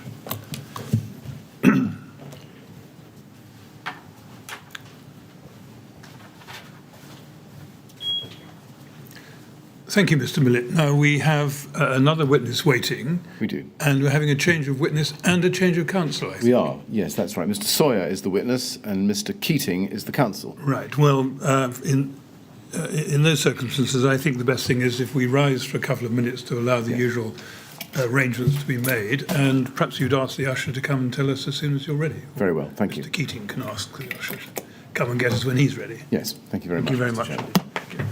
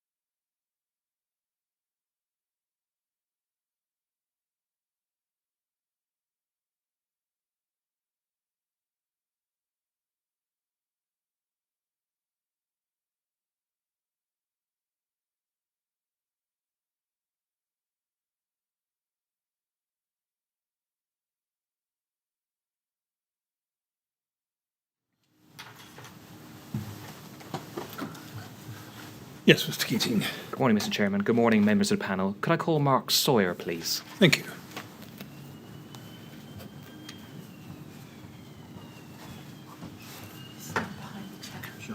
Good morning, Mr. Sawyer. You're going to affirm, I think, is that right? I am, thank you. The words are there on the screen. Would you read them out, please? I do solemnly, sincerely and truly declare and affirm that the evidence I shall give shall be the truth, the whole truth and nothing but the truth. Thank you very much. Please sit down and make yourself comfortable. Thank you. Right, thank you. Yes, Mr. Keating. Well, good morning, Mr. Sawyer. Thank you very much for attending today and assisting the inquiry with its investigations. Just a few introductory matters, as we said to all witnesses. Firstly, if you have any difficulty in understanding any of my questions, please do ask me just to rephrase it. I'm sure it'll be my fault. Secondly, if I can ask you to keep your voice up so that the transcriber sitting to your right can capture evidence. And also, if he could ask you to avoid nodding or shaking your head, because that's something which isn't picked up on the transcripts. Yes. And lastly, if you need a break at any stage, just let us know. I'm sure that's something we can accommodate. Is that okay? Very much so. In terms of a few formalities, I want to just deal with your statements and identify them, please. You've provided 3 statements to the inquiry, and I'm going to ask you to look at the first one, which is GOL 401349, please. And that is dated the 1st of July 2020. And if we could turn to page 25, please. We see the date at the bottom, and we see your name in print. And can you confirm that's your signature? That is my signature. Thank you. And then if we could turn to your second statement, which is GOL 401839, please. That's your second statement. And in relation to that, if you could turn to page 10, please. That's dated the 27th of April 2022. And again, can you confirm that's your signature? It is. Excellent, thank you. And lastly, your third witness statement, which is very recent, and that's GOL 0001847, please. And if you could turn to page 3, please. That's dated the 12th of May 2022, so last Thursday. And again, can you confirm that's your signature? It is, and thank you for accepting it so late. No difficulty at all. And in relation to those witness statements, can you confirm that you've had the opportunity, first of all, to read them? Yes. And are they true to the best of your knowledge and belief? Yes. Thank you. And Mr. Sawyer, to help you and to help the panel, in terms of questions today, they're going to fall into 3 broad areas. Firstly, and briefly, your role within the City of London Corporation and the work you've undertaken in the field of civil resilience prior to June 2017. Yes. Secondly, your operational involvement, if I could label that, on the 14th of June and 15th of June, including your liaison with RBKC, the London Resilience Group, and the Duty London Local Authority Gold. And we'll touch upon your attendance on the 15th of June at the RBKC Town Hall, where you were supporting Nicholas Holgate and other senior RBKC staff. So that'll be the second area. And finally, we will turn to an examination of some of the reviews and work you've undertaken in the months and years after the fire to review the emergency resilience structures. There's a number of reports that you've had involvement with, isn't that correct? Correct. So they're the 3 broad areas, and let's turn to the first and the shortest one, and your role, please. And is it correct, since April 2017, you've been the Chief Executive Liaison Officer, brackets resilience, for the City of London Corporation? That is correct for the City of London Corporation. However, in best way of describing it would be that I was hosted by the City of London Corporation, but working to all 33 London local authorities who equally funded my position. Thank you. And I believe in approximately 2018, my job title changed slightly. However, the role didn't change significantly to resilience advisor as compared to resilience liaison. So same role, but relabeled to resilience advisor. Yes. Hosted by the City of London Corporation, but assists all 33 councils. Correct. And in relation to, is touched upon probably by its title, our relabeled title, what would you say your role involved as of June 2017? My role involved assisting London local authorities and primarily assisting the local authorities panel on resilience-related matters, supporting the setting of agendas and the level of conversation necessary on resilience at a regional level, and with the additional responsibility of monitoring preparedness across London local authorities on behalf of local authorities panel, and assisting local authorities and the London Local Authority Gold arrangements should the unfortunate situation arise whereby we have an incident to deal with, such as was the tragedy at Grenfell. So 3 main roles drawing out what you said just a moment ago. First of all, that sort of advice and support, as you described, in relation to preparedness, which may involve policy and development work. Secondly, monitoring resilience via the local authority panel. And thirdly, in relation to the operation or activation of the LLAG. Is that correct? Correct. And it may be captured by your answer already, but your role then as Chief Executive Liaison Officer, that also included supporting a Chief Executive when responding to a localised major incident within their borough. Is that correct? As necessary and required. Yes. And is it right also as a result of your role, you are a standing member of the local authorities panel? Correct. And you're also a member of its implementation group? Correct.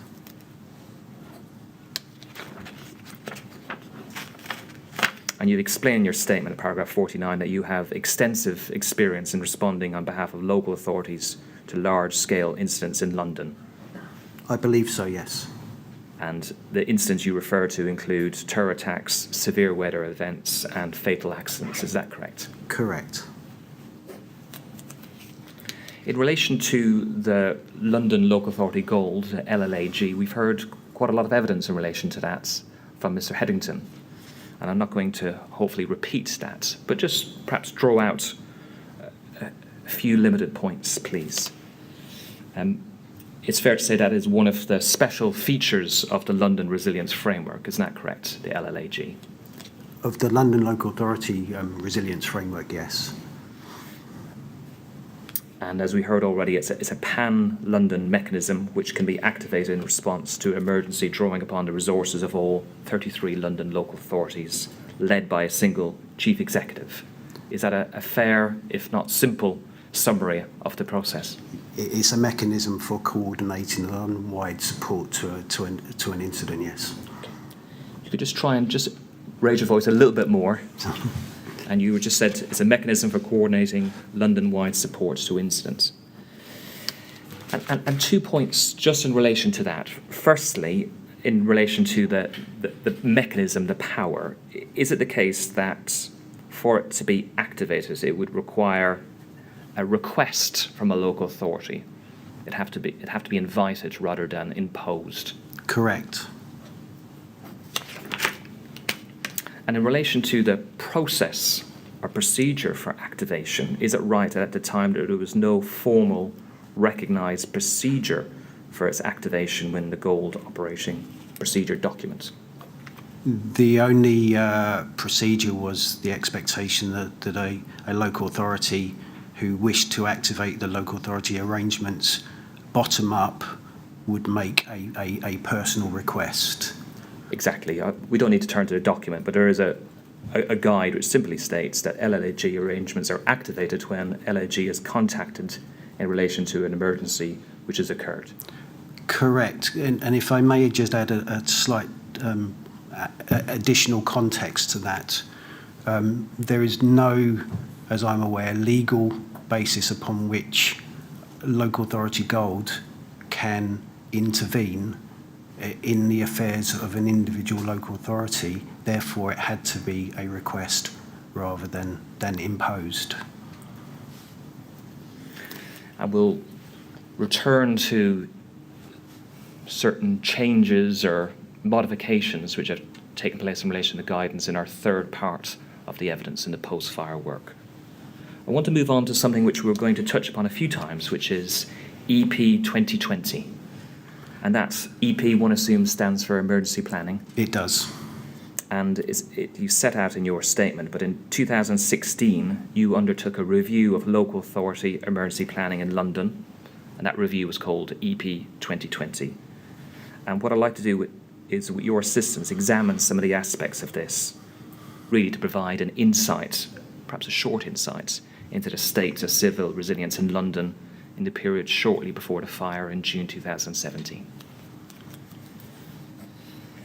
And you explain your statement at paragraph 9. I'm going to summarise that the report, EP 2020, was commissioned as there was a recognition by the local authorities panel of heightened pressure on councils and an increase in external and internal risks. Is that correct? Correct.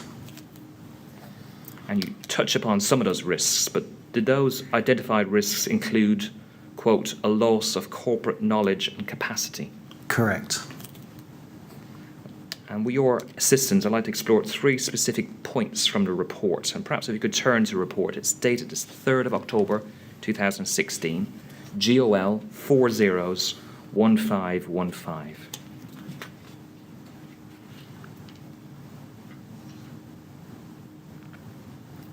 We can see there it's dated the 3rd of October. We see your name and supported by David Curry. Isn't that correct? Correct. And that's somebody we've heard evidence from and who was the contingency planning manager at RBKC. Is that correct? Correct. If you could turn to page 3, please. Thank you. And it says, in terms of the scope of your EP 2020, that in relation to the local authority goal resolution, that was not considered within the review. The second paragraph, it says this: the 2 elements excluded from the review are the London Local Authority goal resolution and the rota. And the reasons why is this is due to their proven effectiveness to underpin the collective and coordinated approach of authorities to significant incidents. Is that correct? Correct.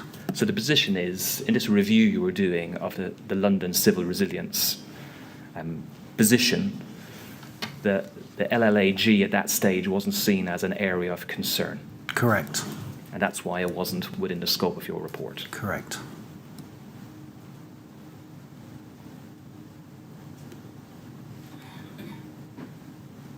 If we move down to overall assessment, I'm just going to read the first paragraph there. There's a developing trend of reduced capacity and capability across London.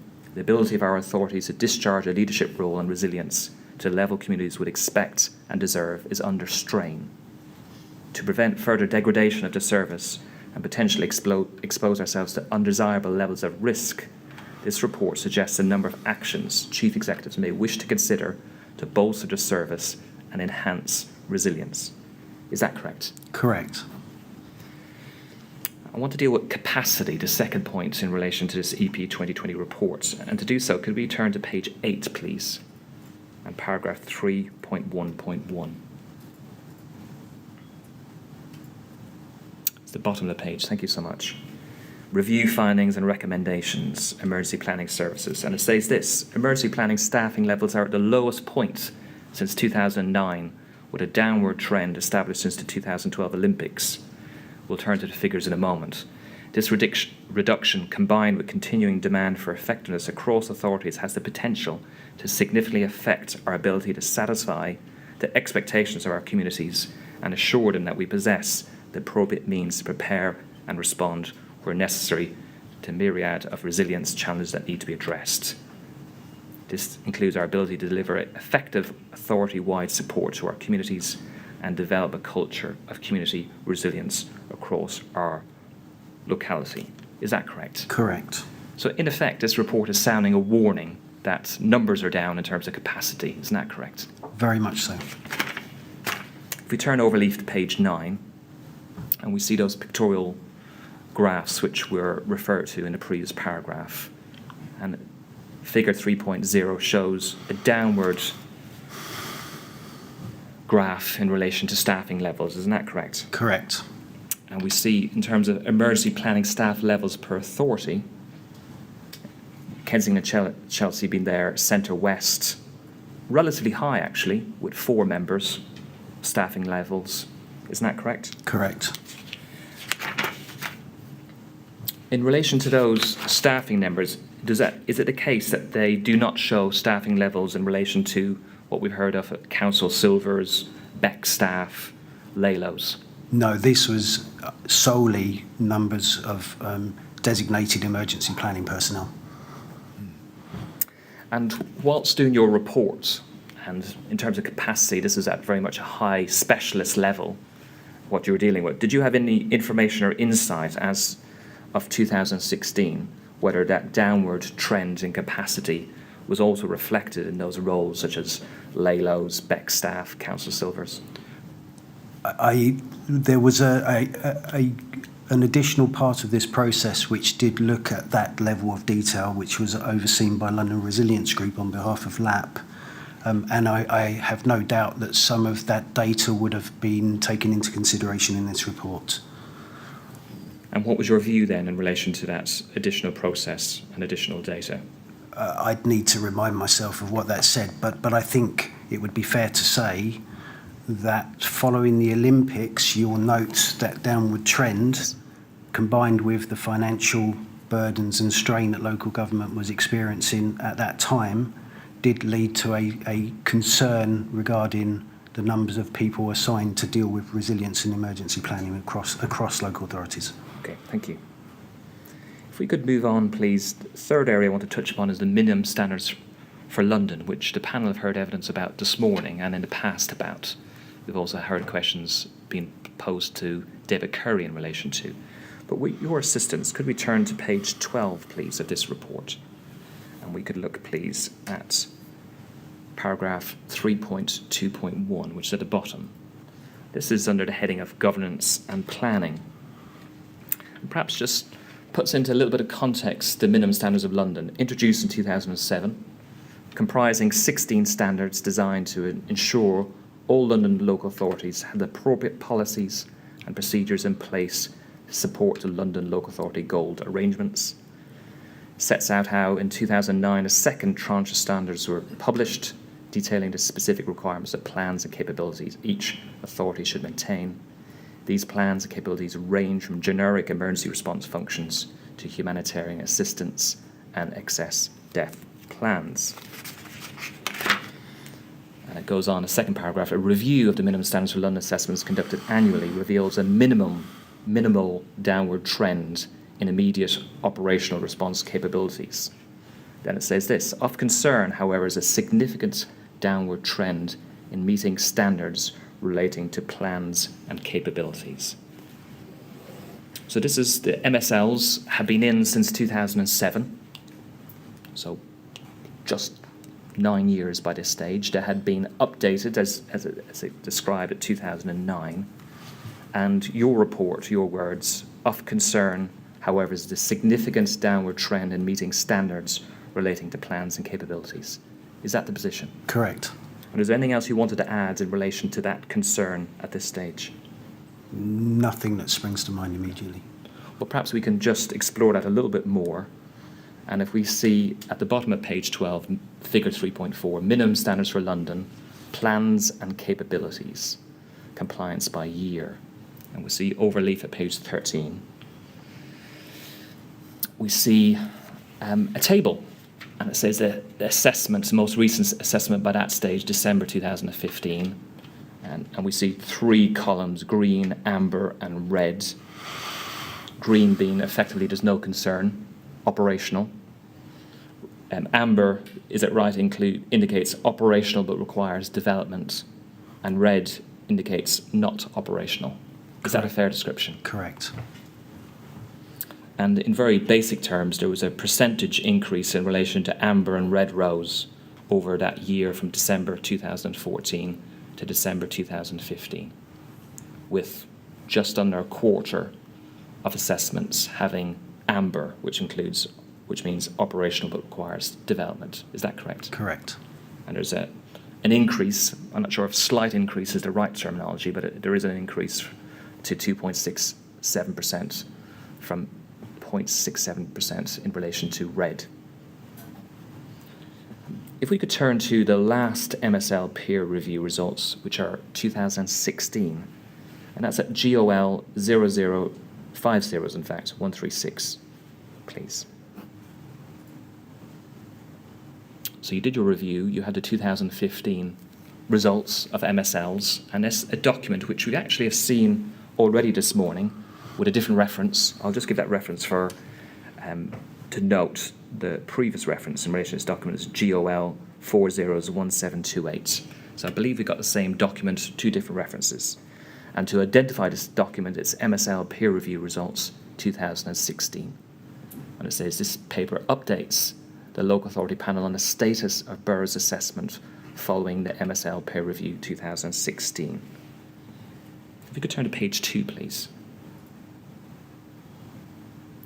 And we look at paragraph 5 or section 5. Trends for capabilities. If you recall, that was one of the areas that you had expressed a concern about in relation to in your EP 2020 report. We're here a little bit later in time in 2016 with some more information. And it says this, trends for capabilities. Overall, 10 capabilities have been identified as having more than a quarter, 9 or more boroughs reporting an amber or red rating. And I'm just going to mention some of those. We can see it in that table. Training provided by boroughs, humanitarian assistance, evacuation, and identification of vulnerable persons. Is that correct? Correct.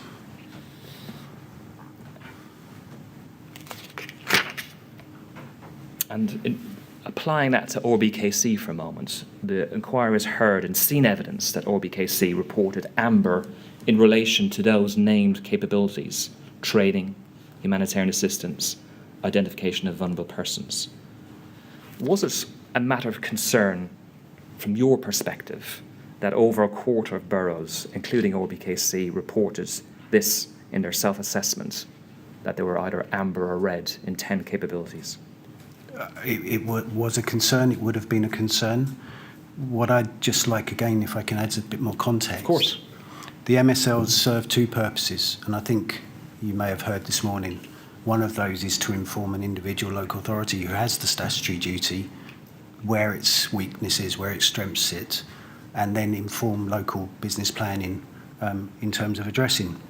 The second purpose of MSLs was to inform LAP, Local Authorities Panel, with an indication of trends, themes, things which potentially would benefit from some level of regional support. And I use the term support because the Local Authorities Panel has no legal basis upon which it can insist that an individual local authority does anything with what is produced.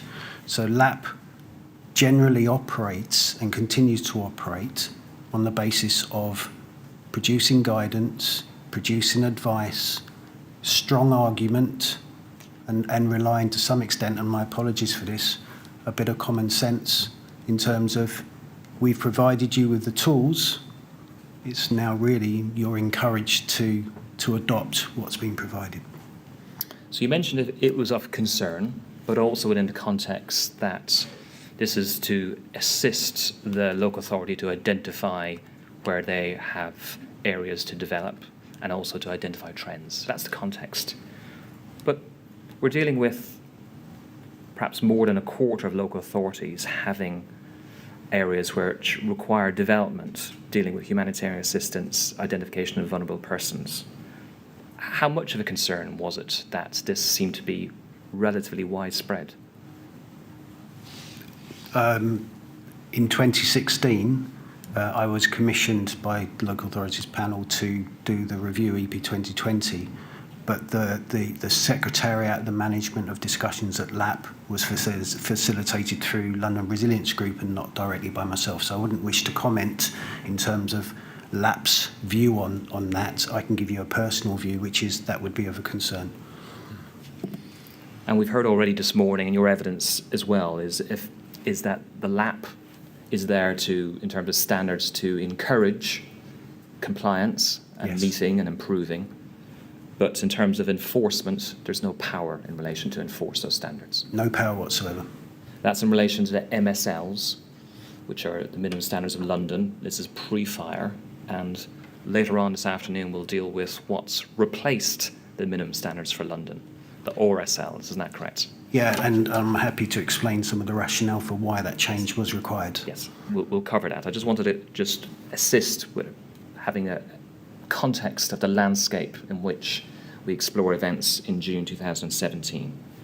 The final point, and it perhaps is covered by your last answer in terms of concern, we've also heard evidence within the individual MSL report for OBKC that they had no capability. In other words, it was red for the appointment of a humanitarian assistance lead officer, a HALO.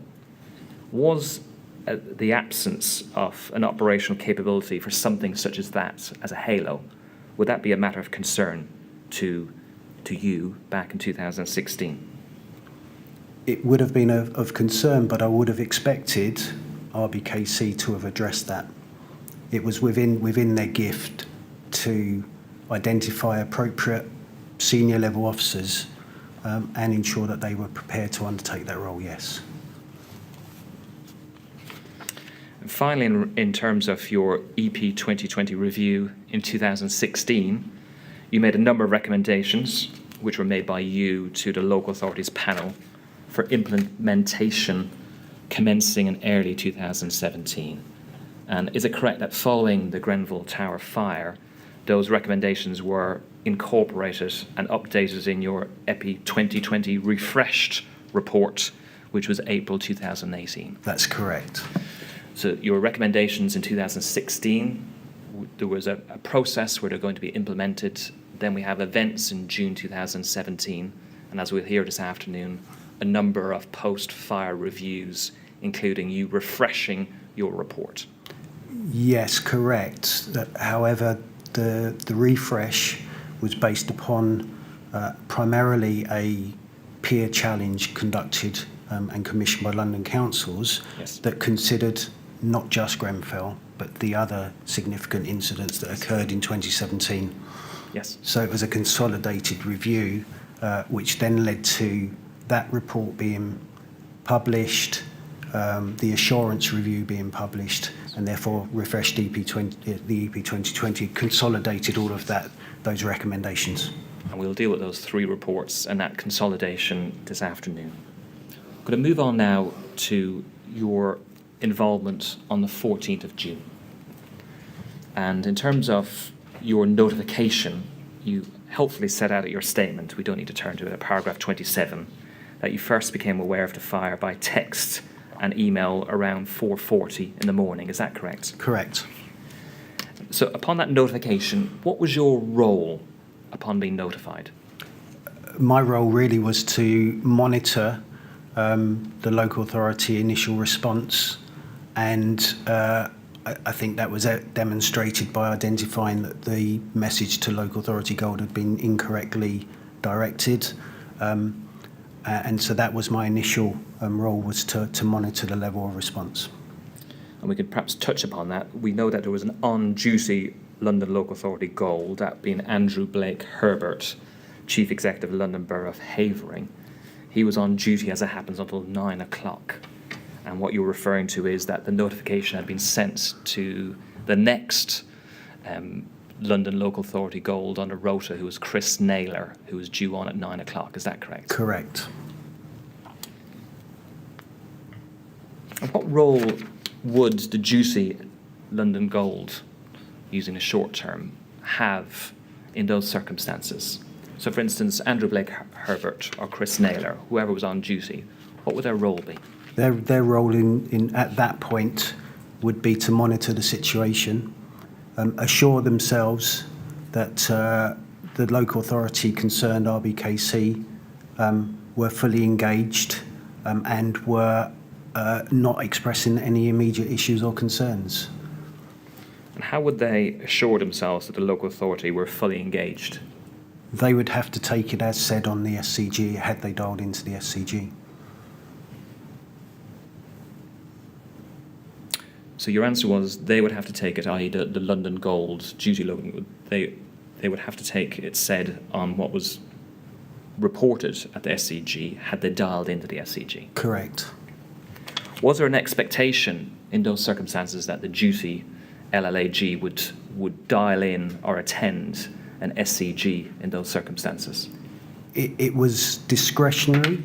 On occasions, London Resilience Group will offer to dial into an SCG or into a partnership call or whatever nature of call is held, and then report back. But in this situation, I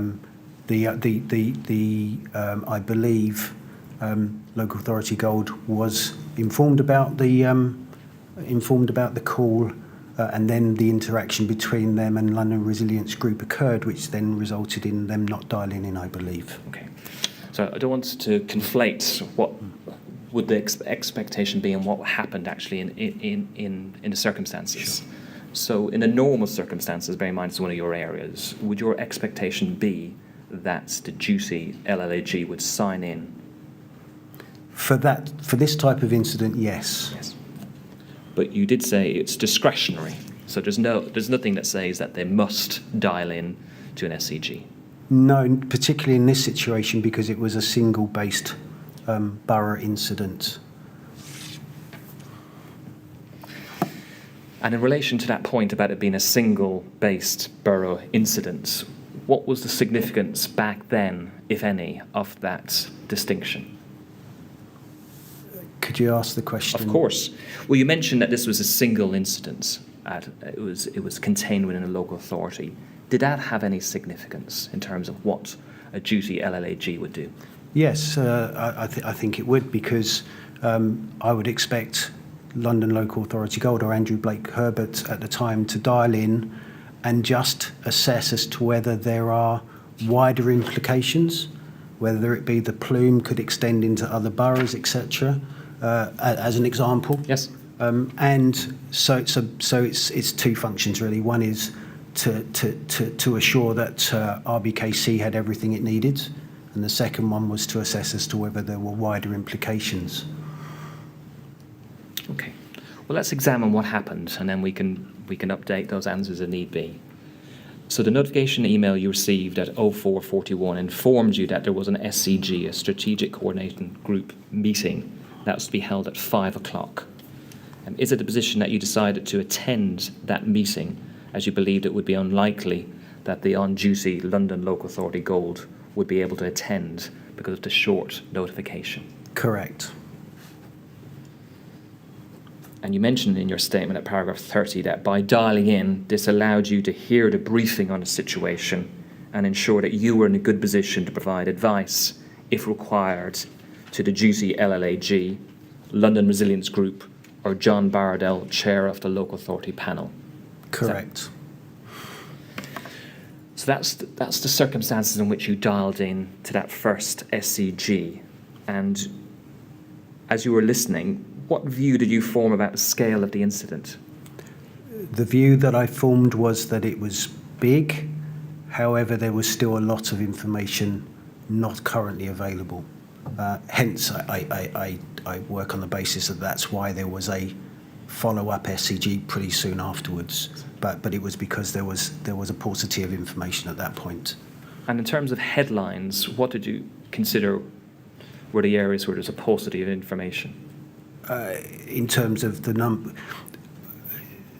if I recollect, what I wasn't fully cited on was as to how many had the building been fully evacuated, you know, the numbers of people directly affected, I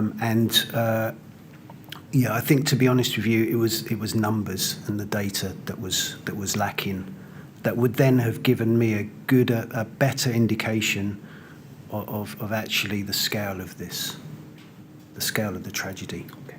So big absence of data in relation to numbers so that you could fully assess the true scale Yes. of the incident. David Curry, for OBKC, who you worked with in the past closely, one assumes, on EP 2020, he participated on the call. And what view did you form of OBKC and their input during that call?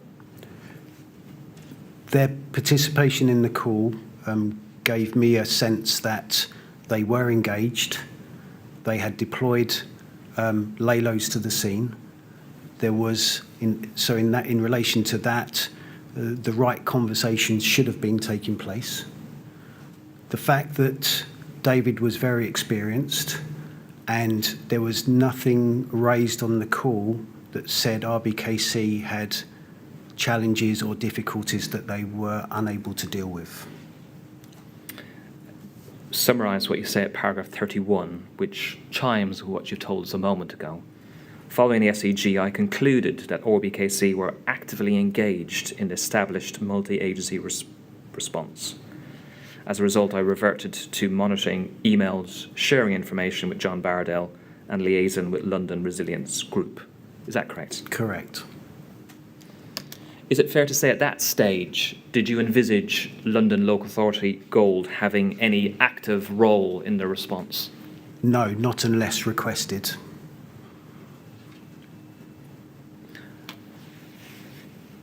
Did you anticipate at that stage that there would be an imminent request? No.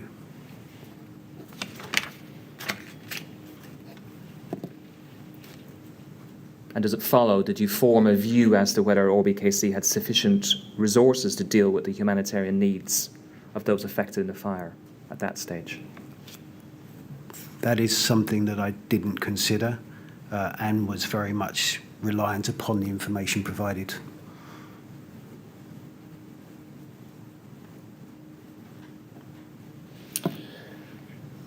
So is this a fair summary? You listened in on the call. From what you heard, didn't raise any concerns or flashing alarm bells.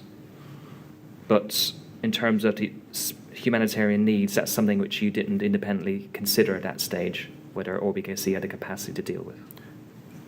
The consideration of the humanitarian need would have been considered, but I hadn't considered the possibility that RBKC wouldn't have the staff resource to deal with what was required. We know that the next SEG was at 06:30, which you didn't attend, nor did you attend any of the subsequent SEG meetings that day on the 14th of June. Can you explain why that was? For two reasons. One was that I was receiving information around those meetings. I was aware that London Resilience Group were briefing Local Authority Gold. I was aware of offers of support coming into RBKC, so they weren't just being left stranded to deal with this. It was only towards the end of the first day, the 14th, that then the concerns started to materialise regarding their capacity and ability to deal with the challenge that they faced.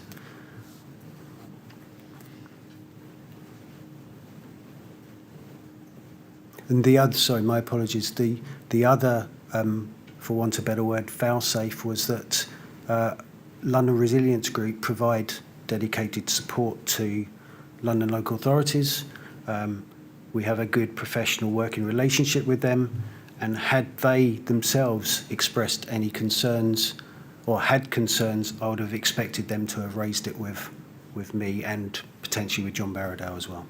And were you aware that your colleagues from the London Resilience Group, that they would be on those calls? Yes. So from the surrounding information, you took the view that you didn't need to be on the call. You were aware LOG colleagues were on the SEGs. And in relation to the duty LLAGs, so Andrew Blake Herbert, for those first three SEGs, we had one at 5 o'clock, one at 6:30, one at 8:30. He didn't attend. Chris Naylor didn't attend the 1400 or 1930. So none of the duty LLAGs attended either. That's correct. And was that something that you were aware of, that there was a non-attendance by the duty LLAGs? At the point whereby it was still being considered a single borough incident, and until such point that it became clear that RBKC weren't able to effectively deal with their responsibilities, I would suggest that there was no need for local authority Gold to be on those calls. Although you did say earlier on that in relation to monitoring, the role of the duty LLAG to monitor the response of RBKC, and that there would be perhaps a benefit, even in a single local authority incident, of having a duty LLAG on the SAG call. Isn't that correct? On the first call, On the first call. yes. With them then continuing to receive briefings and updates following every SCG, with the option to say, actually, I'm not comfortable with this, perhaps I do need to dial in. But they will be basing that upon the advice and information being provided to them also by London Resilience Group. But would you accept, bear in mind, at the 5 o'clock SEG, where you mentioned that there was data deficits, gaps as to assessing the scale of the incident, that there would have been a benefit of having an experienced chief executive calling in and monitoring to see if things were in hand? In hindsight, potentially yes. However, I believe that the subsequent SCG had the RBKC chief executive. So you know, their peers, local authority Gold, has a specific function, but is an equal in terms of position and role. It's just really in relation to that word monitoring, as you mentioned, that it may not have been the practice then of having a duty LAG calling in, but whether it would have had a benefit if there was somebody who's separate from the immediate response, who was able to perhaps give peer support or advise the local authority chief executive of difficulties which were apparent to that person. Again, hindsight, I guess I could definitely see the value of that. However, RBKC, I believed, understood the way in which it could secure additional support, and where it could secure that additional peer support. Just dealing with one discrete matter, you mentioned your belief, and it's in your statement as well, your belief that Nicholas Holgate was at the next SEG at 6:30. I think the wider evidence is that that's, although maybe noted down somewhere, is incorrect. He wasn't at the next SEG, just by way of record. Okay. I want to move on, please, to the circumstances prior to the next SEG, which we've heard was at 08:30. And perhaps with your assistance, we could look at an email you received just before then. There's a series of emails I'd like your assistance upon. That's GOL 50218, please.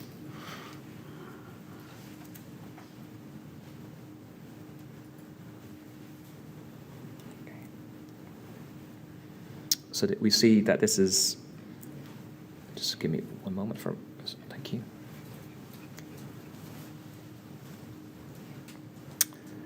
We look at the body of the email there. Toby Gold to you, 804,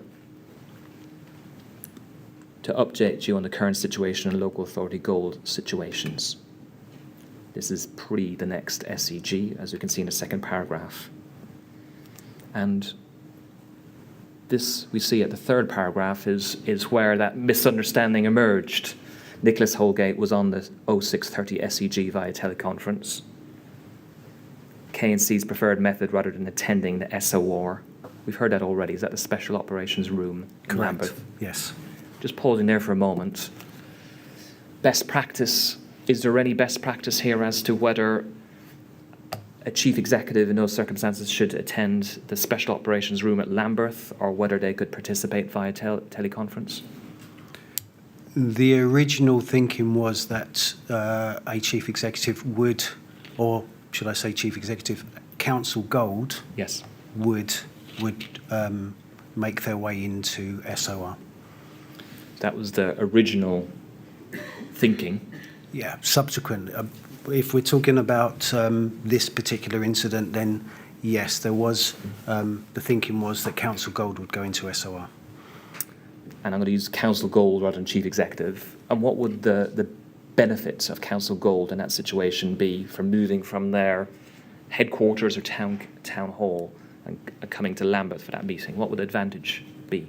One of the advantages is that rather than dialing in via teleconference, you're establishing strong relationships, understanding across equals around the SCG table. And I think body language is an interesting benefit of sitting there face to face with someone. As well as by being in that environment, it fast tracks the conversations outside of the SCGs, and issues and problems are more easily addressed, I believe. So benefits with face-to-face communication. In terms of original thinking, to use your phraseology, is there guidance, or was there guidance anywhere which said that in such an event, Council Gold should attend the SOR?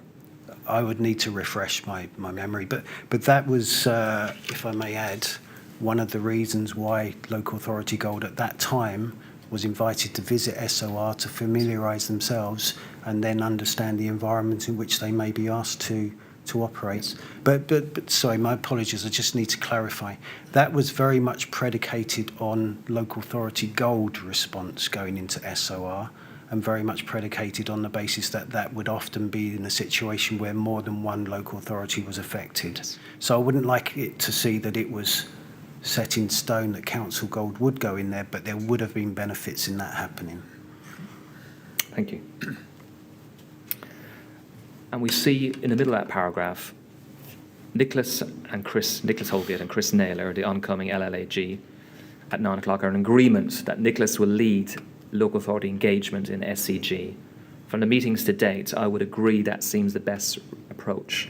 Nicholas thinks that aside from housing needs, which may spill over borough boundaries, there is no need for LLAG to be stood up.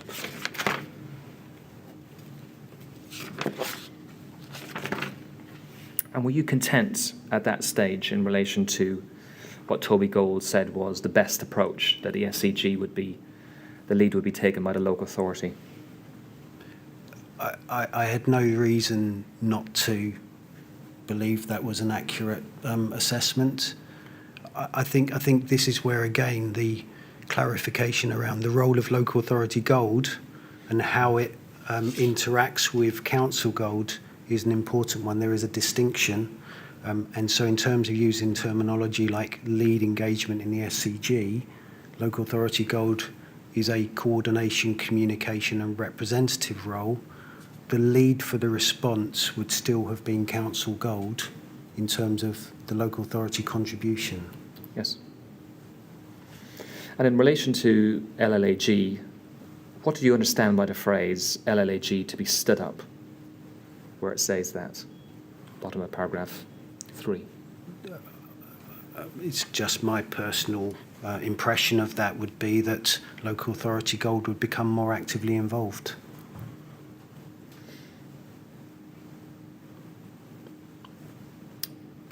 And at that stage, when you've heard that there's no need for LLAG to be stood up, we then move on to the next part, which says this: Chris Naylor is aware that we may need to seek his approval for mutual aid requests. The panel have heard this very recently. Although not requested by KNC, we will be staffing the LLACC to offer coordination support if required. Is that correct? Correct. So from your perspective, as a Chief Resilience Liaison Officer at that stage, what was your view as to progress and the state of matters prior to the 0830 SCG? My view based upon this email was that RBKC were dealing with the incident and, as described, Yes. didn't require any wider London-wide support at that time. And we see at the top of that email, if you just scroll up a little bit, please, that you forwarded that email, which you received at 0804 to John Bardell at 0813. Correct. 2 minutes later, at 0815, he received, John Bardell, a separate email from John Hetherington, which you were copied into, and perhaps we could just deal with that by way of completeness. JOL 401473. We could scroll down to the initial email. So we see at 0750 the source of this LAG needs to gear up. That's Nicholas Holgate's email to Toby Gold, copying in the duty LLAGs. We see the bottom. I do not yet think LAG needs to gear up. Correct? Correct. And then the email from John Hetherington, where it says, all are content. If you scroll up, please, just a little bit, thank you. Are we able to move up the page just a slight bit, thank you.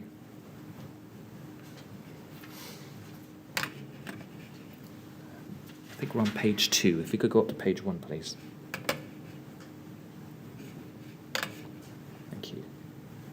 So the email in the body there, which is the 0815 email we were referring to, and the message going to John Bardell is paragraph 2, all are content at the moment that ORBKC retain the lead at this point, and we'll keep you updated through the day.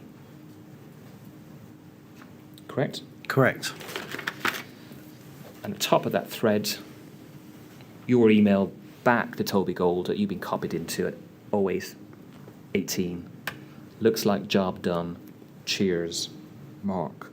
What did you mean by looks like job done? I have no idea. Well, let's think about it. It's a short email. You've had these. We can see the context, which we spent some time running through at 0815, which effectively says ORBKC retain the lead at this point.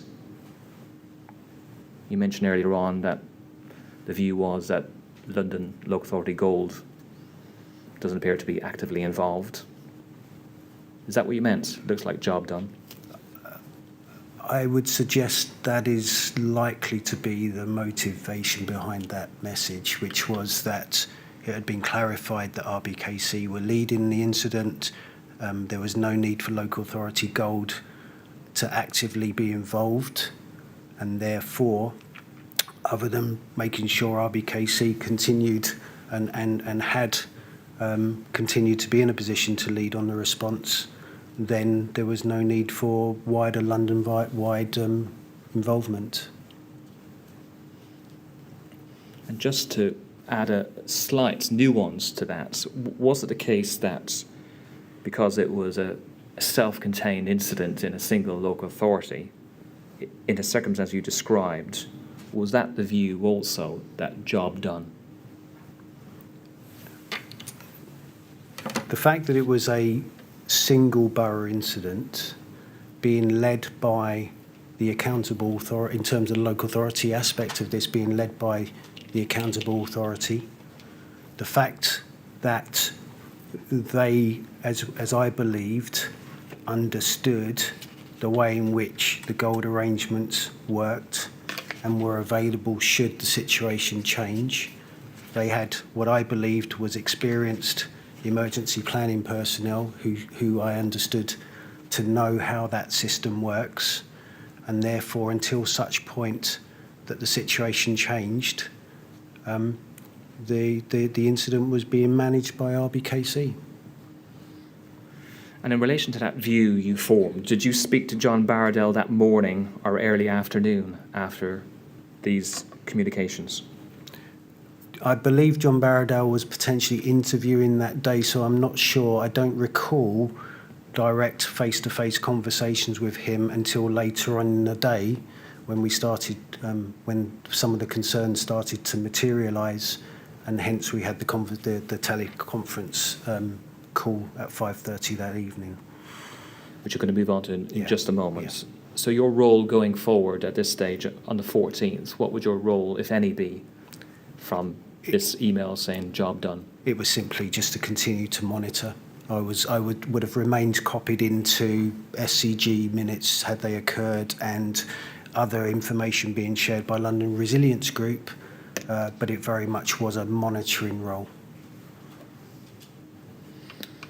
And in terms of, you mentioned how concerns emerged in the afternoon. Can you tell us when that was and what were the nature of those concerns? I don't know precise timings, Yes. but I think there were two areas of concern. One was the rise in media coverage and some of the stories that were starting to be aired didn't quite match with the sort of information that we had received previously in the day. And I think John Barradell may be able to add more to this, but I think he was aware of lots of offers of support and help being declined or not being taken up. And so really it was just something that needed to happen to just sense check the situation within the borough, and something that, John Barradell, as chair of the local authorities panel, would inevitably have wanted to do. Okay. Well, let's move on to that 17:30 conference, which took place with Nicholas Holgate, John Barradell, Chris Naylor, the duty LLAG, John Hetherington, who we heard already from London Resilience Group, and John O'Brien of London Councils. You state this at paragraph 34 of your statement, that following a conversation with John Barradell, I was asked to liaise with the LRG, London Resilience Group, to set up a conference call. Can you help with that discussion and when that discussion was? The discussion with John Hetherington would have been at some point late afternoon, but with sufficient time for the call to then be set up for 5:30. And before that call, in fact, the person's idea to set up the call from your statement appears to be it was John Barradell. It was John Barradell, and it would have been in discussion with me, yes. And what was the nature of that discussion with John Barradell which prompted setting up the conference call? I believe it would have been to do with the media coverage and knowledge of some of these offers Thank you. of support. Perhaps we could turn to JOL 50170.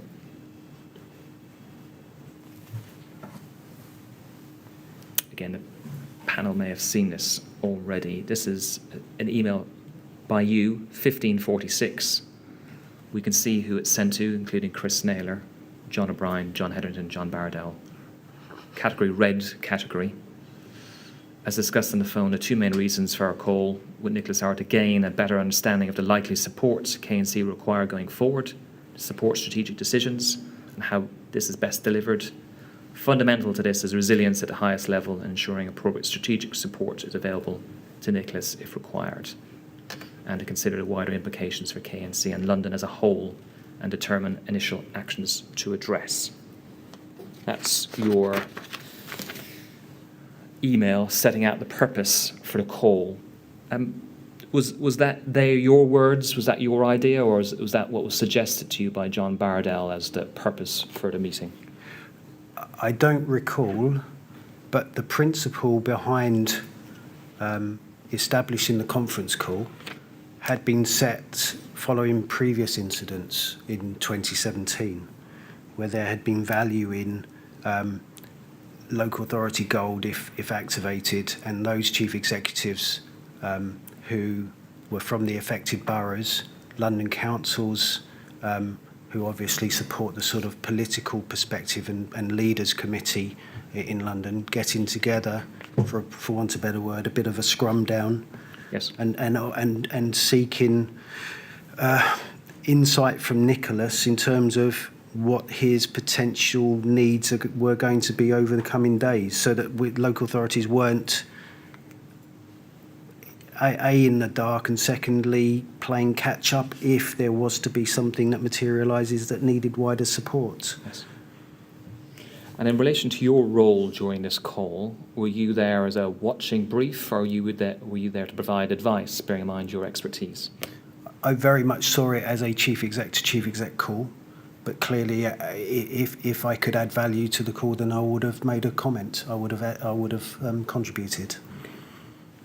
And do you recall providing any advice during this call on the 14th of June at 17:30? I don't recall, but if I may add some context, that Yes. John Barradell is vastly experienced in this, and actually John and I had a strong working relationship, so the sorts of things that I would be thinking about, I have no doubt he would have been thinking about as well.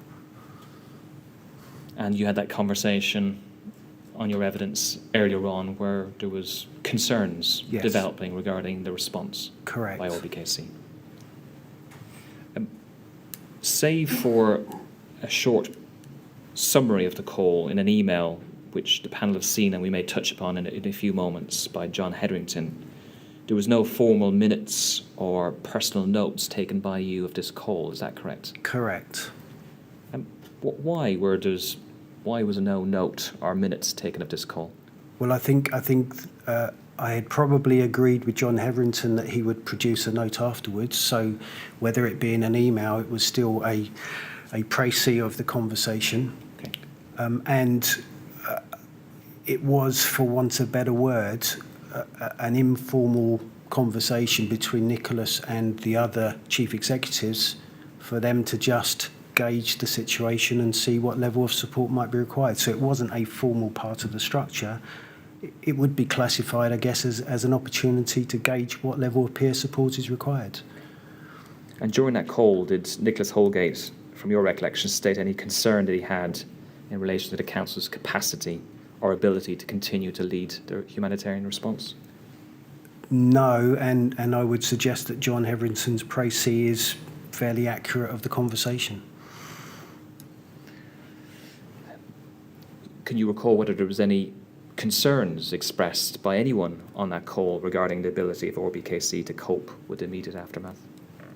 I can't recall the exact detail of the conversation, but I think as an indication that RBKC would have benefited from support were the decisions to deploy staff into the borough the next day.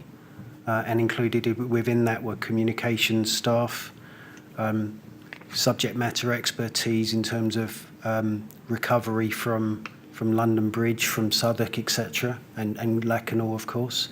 And then immediately after that call, I think John Barradale had a further conversation with Nicholas where it was agreed that I would also go in to provide support in a similar way as I had provided to other local authorities in a similar situation, well, not in a similar situation, provided to other local authorities in response to other types of incident.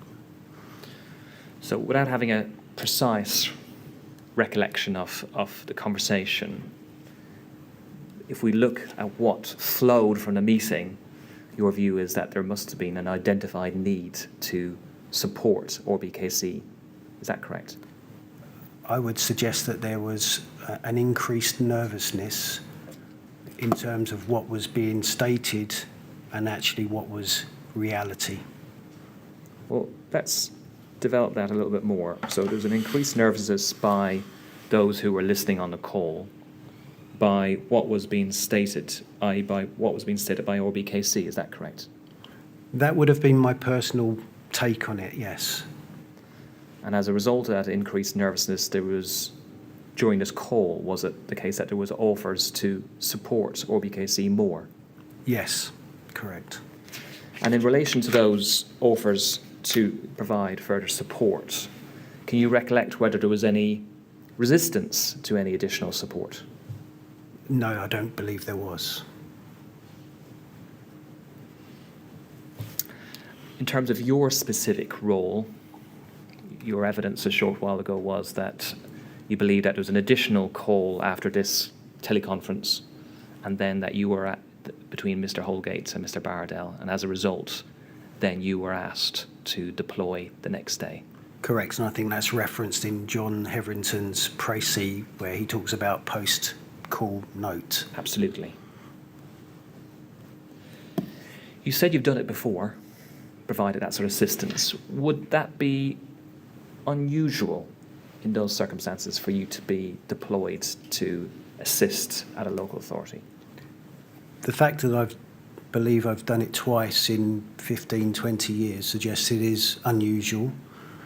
And in both situations, it was not as quickly as I was required to go into RBKC on the sort of 24, 48 hours after. If you'd like the context, the first time I was deployed into a borough whilst I worked for London Fire and Emergency Planning Authority was in support of Westminster City Council's response to the Alexander Litvinenko poisoning, and the fact that there were multiple locations across London and actually across the country where there was potentially contamination. And I supported Westminster in terms of the recovery programme, but more importantly, provided the conduit and link between the fast-paced police investigation and those boroughs that potentially had contaminated locations within their borough. So it was a facilitation role. Yes. and ensured that the wider sort of, rather than it just being Westminster focused, that there was actually a view across London. The second incident that I responded to was the potential risk of flooding in Croydon, where again there was a sense that they needed some level of support, and I provided what I could to them and helped in whatever way I could. So relatively exceptional for you Yes. to be deployed, and to be deployed so quickly. Yes. We'll probably turn to your deployment after the lunch and break, but I just want to deal with a couple of more emails, if we can, before then. Was it the case at that stage, by the afternoon, evening after 14th of June, did you sense any reluctance of London Resilience Group or the LAP to be getting drawn into any long-term support? I believe, I don't think there was any reluctance from local authorities panel. I believe that there was some conversations regarding within London Resilience Group, and potentially that I had with London Resilience Group, around whether RBKC were providing the right level of support to the various functions that they needed to deliver, and the need to ensure that London Resilience Group didn't get embroiled in areas of which potentially RBKC should have been taking responsibility for. So you're referring to the view of the London Resilience Group and John Hetherington. There's an email which the panel saw just this morning in relation to that. And what was your view as to that opinion expressed, or viewpoint expressed by the London Resilience Group about not being, I think your word was, embroiled? May I ask what the time and dates when those? Of course. Let's quickly show it. It's LFB 000 61229.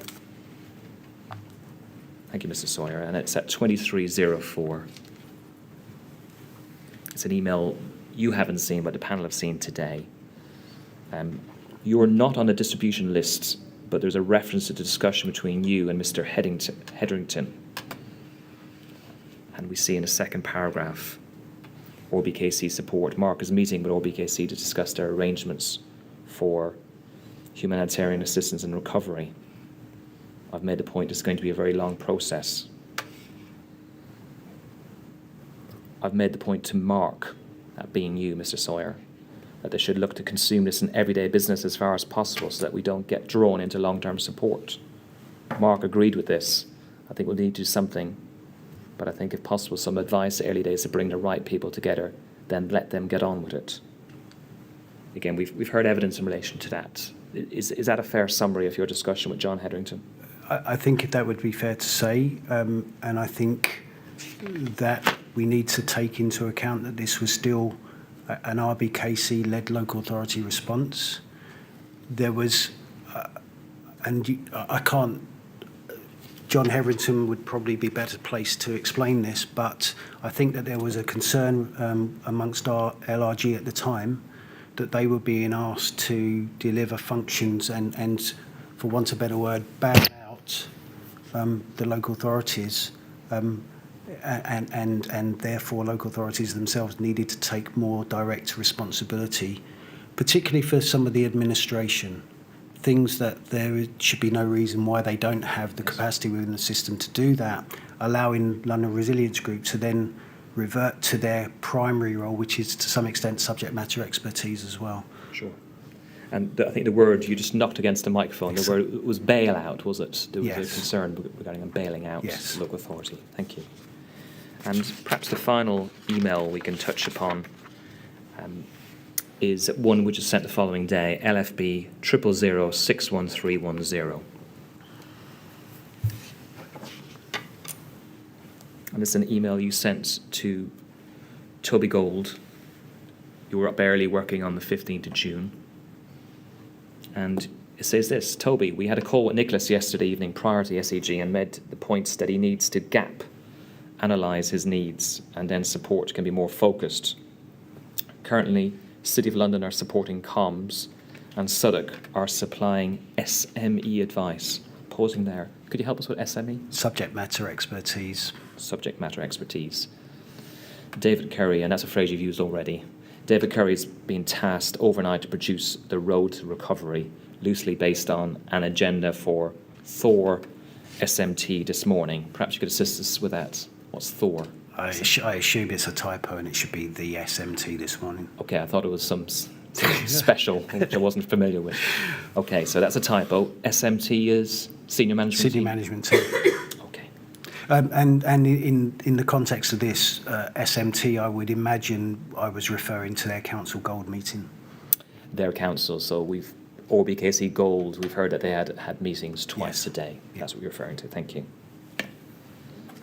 And if we scroll down just to deal with this email thread, it's a response from an email sent by Toby Gold, 11:07 the night before. You are the recipient, and I'm just going to ask you to focus on the last paragraph there. I know you're joining. So this is what Toby sends you the night before. I know you're joining OBKC colleagues in the morning, and we'll be discussing with Hamish. It will be good to get an honest broker appraisal of what we/other boroughs are likely to need to help them with. I think today they've been too busy to consider a lot of the offers of support, with at least 5 boroughs offering support on behalf of their CEOs. I think that should be considered alongside our potential to help if gaps need to be filled. Was that how you saw your role, getting an honest broker appraisal when you attended the town hall on the 15th of June? Not necessarily solely an honest appraisal of what needs they wanted, but it was more of an appraisal of their ability to cope with what they were being asked to deliver. So does it follow that you were down there to provide support, but also underlining that you were there to see whether they were doing what needed to be done? Correct. And if I may add, we may cover this at the end of all the questioning. I think if I had this time again, I would certainly have made an earlier assessment that they needed more direct input. But at the time I went there and I needed to better understand what was happening, and that didn't happen immediately. Well, I'm sure we will come back to that and give you the opportunity to develop that. The last question is this. Bear in mind what you mentioned earlier on about concerns regarding, discussed between you and John Bardell regarding offers of support being made. And we see here again what's been said, that 5 boroughs have offered support. Was that a flashing warning light to you that ORBKC were too busy to consider offers of support? It was part of building that picture. What I didn't understand was why they weren't taking up the offers of support, whether there was information not available that would have led to them making forming that opinion themselves. And that wasn't something I could do at 11 o'clock at night, and it wasn't something that you could do remotely. You had to get in there, really understand what was happening, and then make an informed decision. But too busy to consider offers of support could suggest an organisation is overwhelmed. Is that one potential scenario? Definitely. And it also could suggest a lack of strategic oversight as well. Definitely. Okay. Well, we'll move on to the 15th of June, just after the luncheon break, if that's acceptable, Mr. Chairman. Yes, that's a good point to break, I think. Thank you. Well, we'll stop now, Mr. Sawyer, so that we can all have a chance to get some lunch. We'll resume at 2 o'clock, please. And I have to ask you, as all the other witnesses, while you're out of the room, please don't talk to anyone about your evidence or anything relating to it. Thank you. Right? Thank you very much.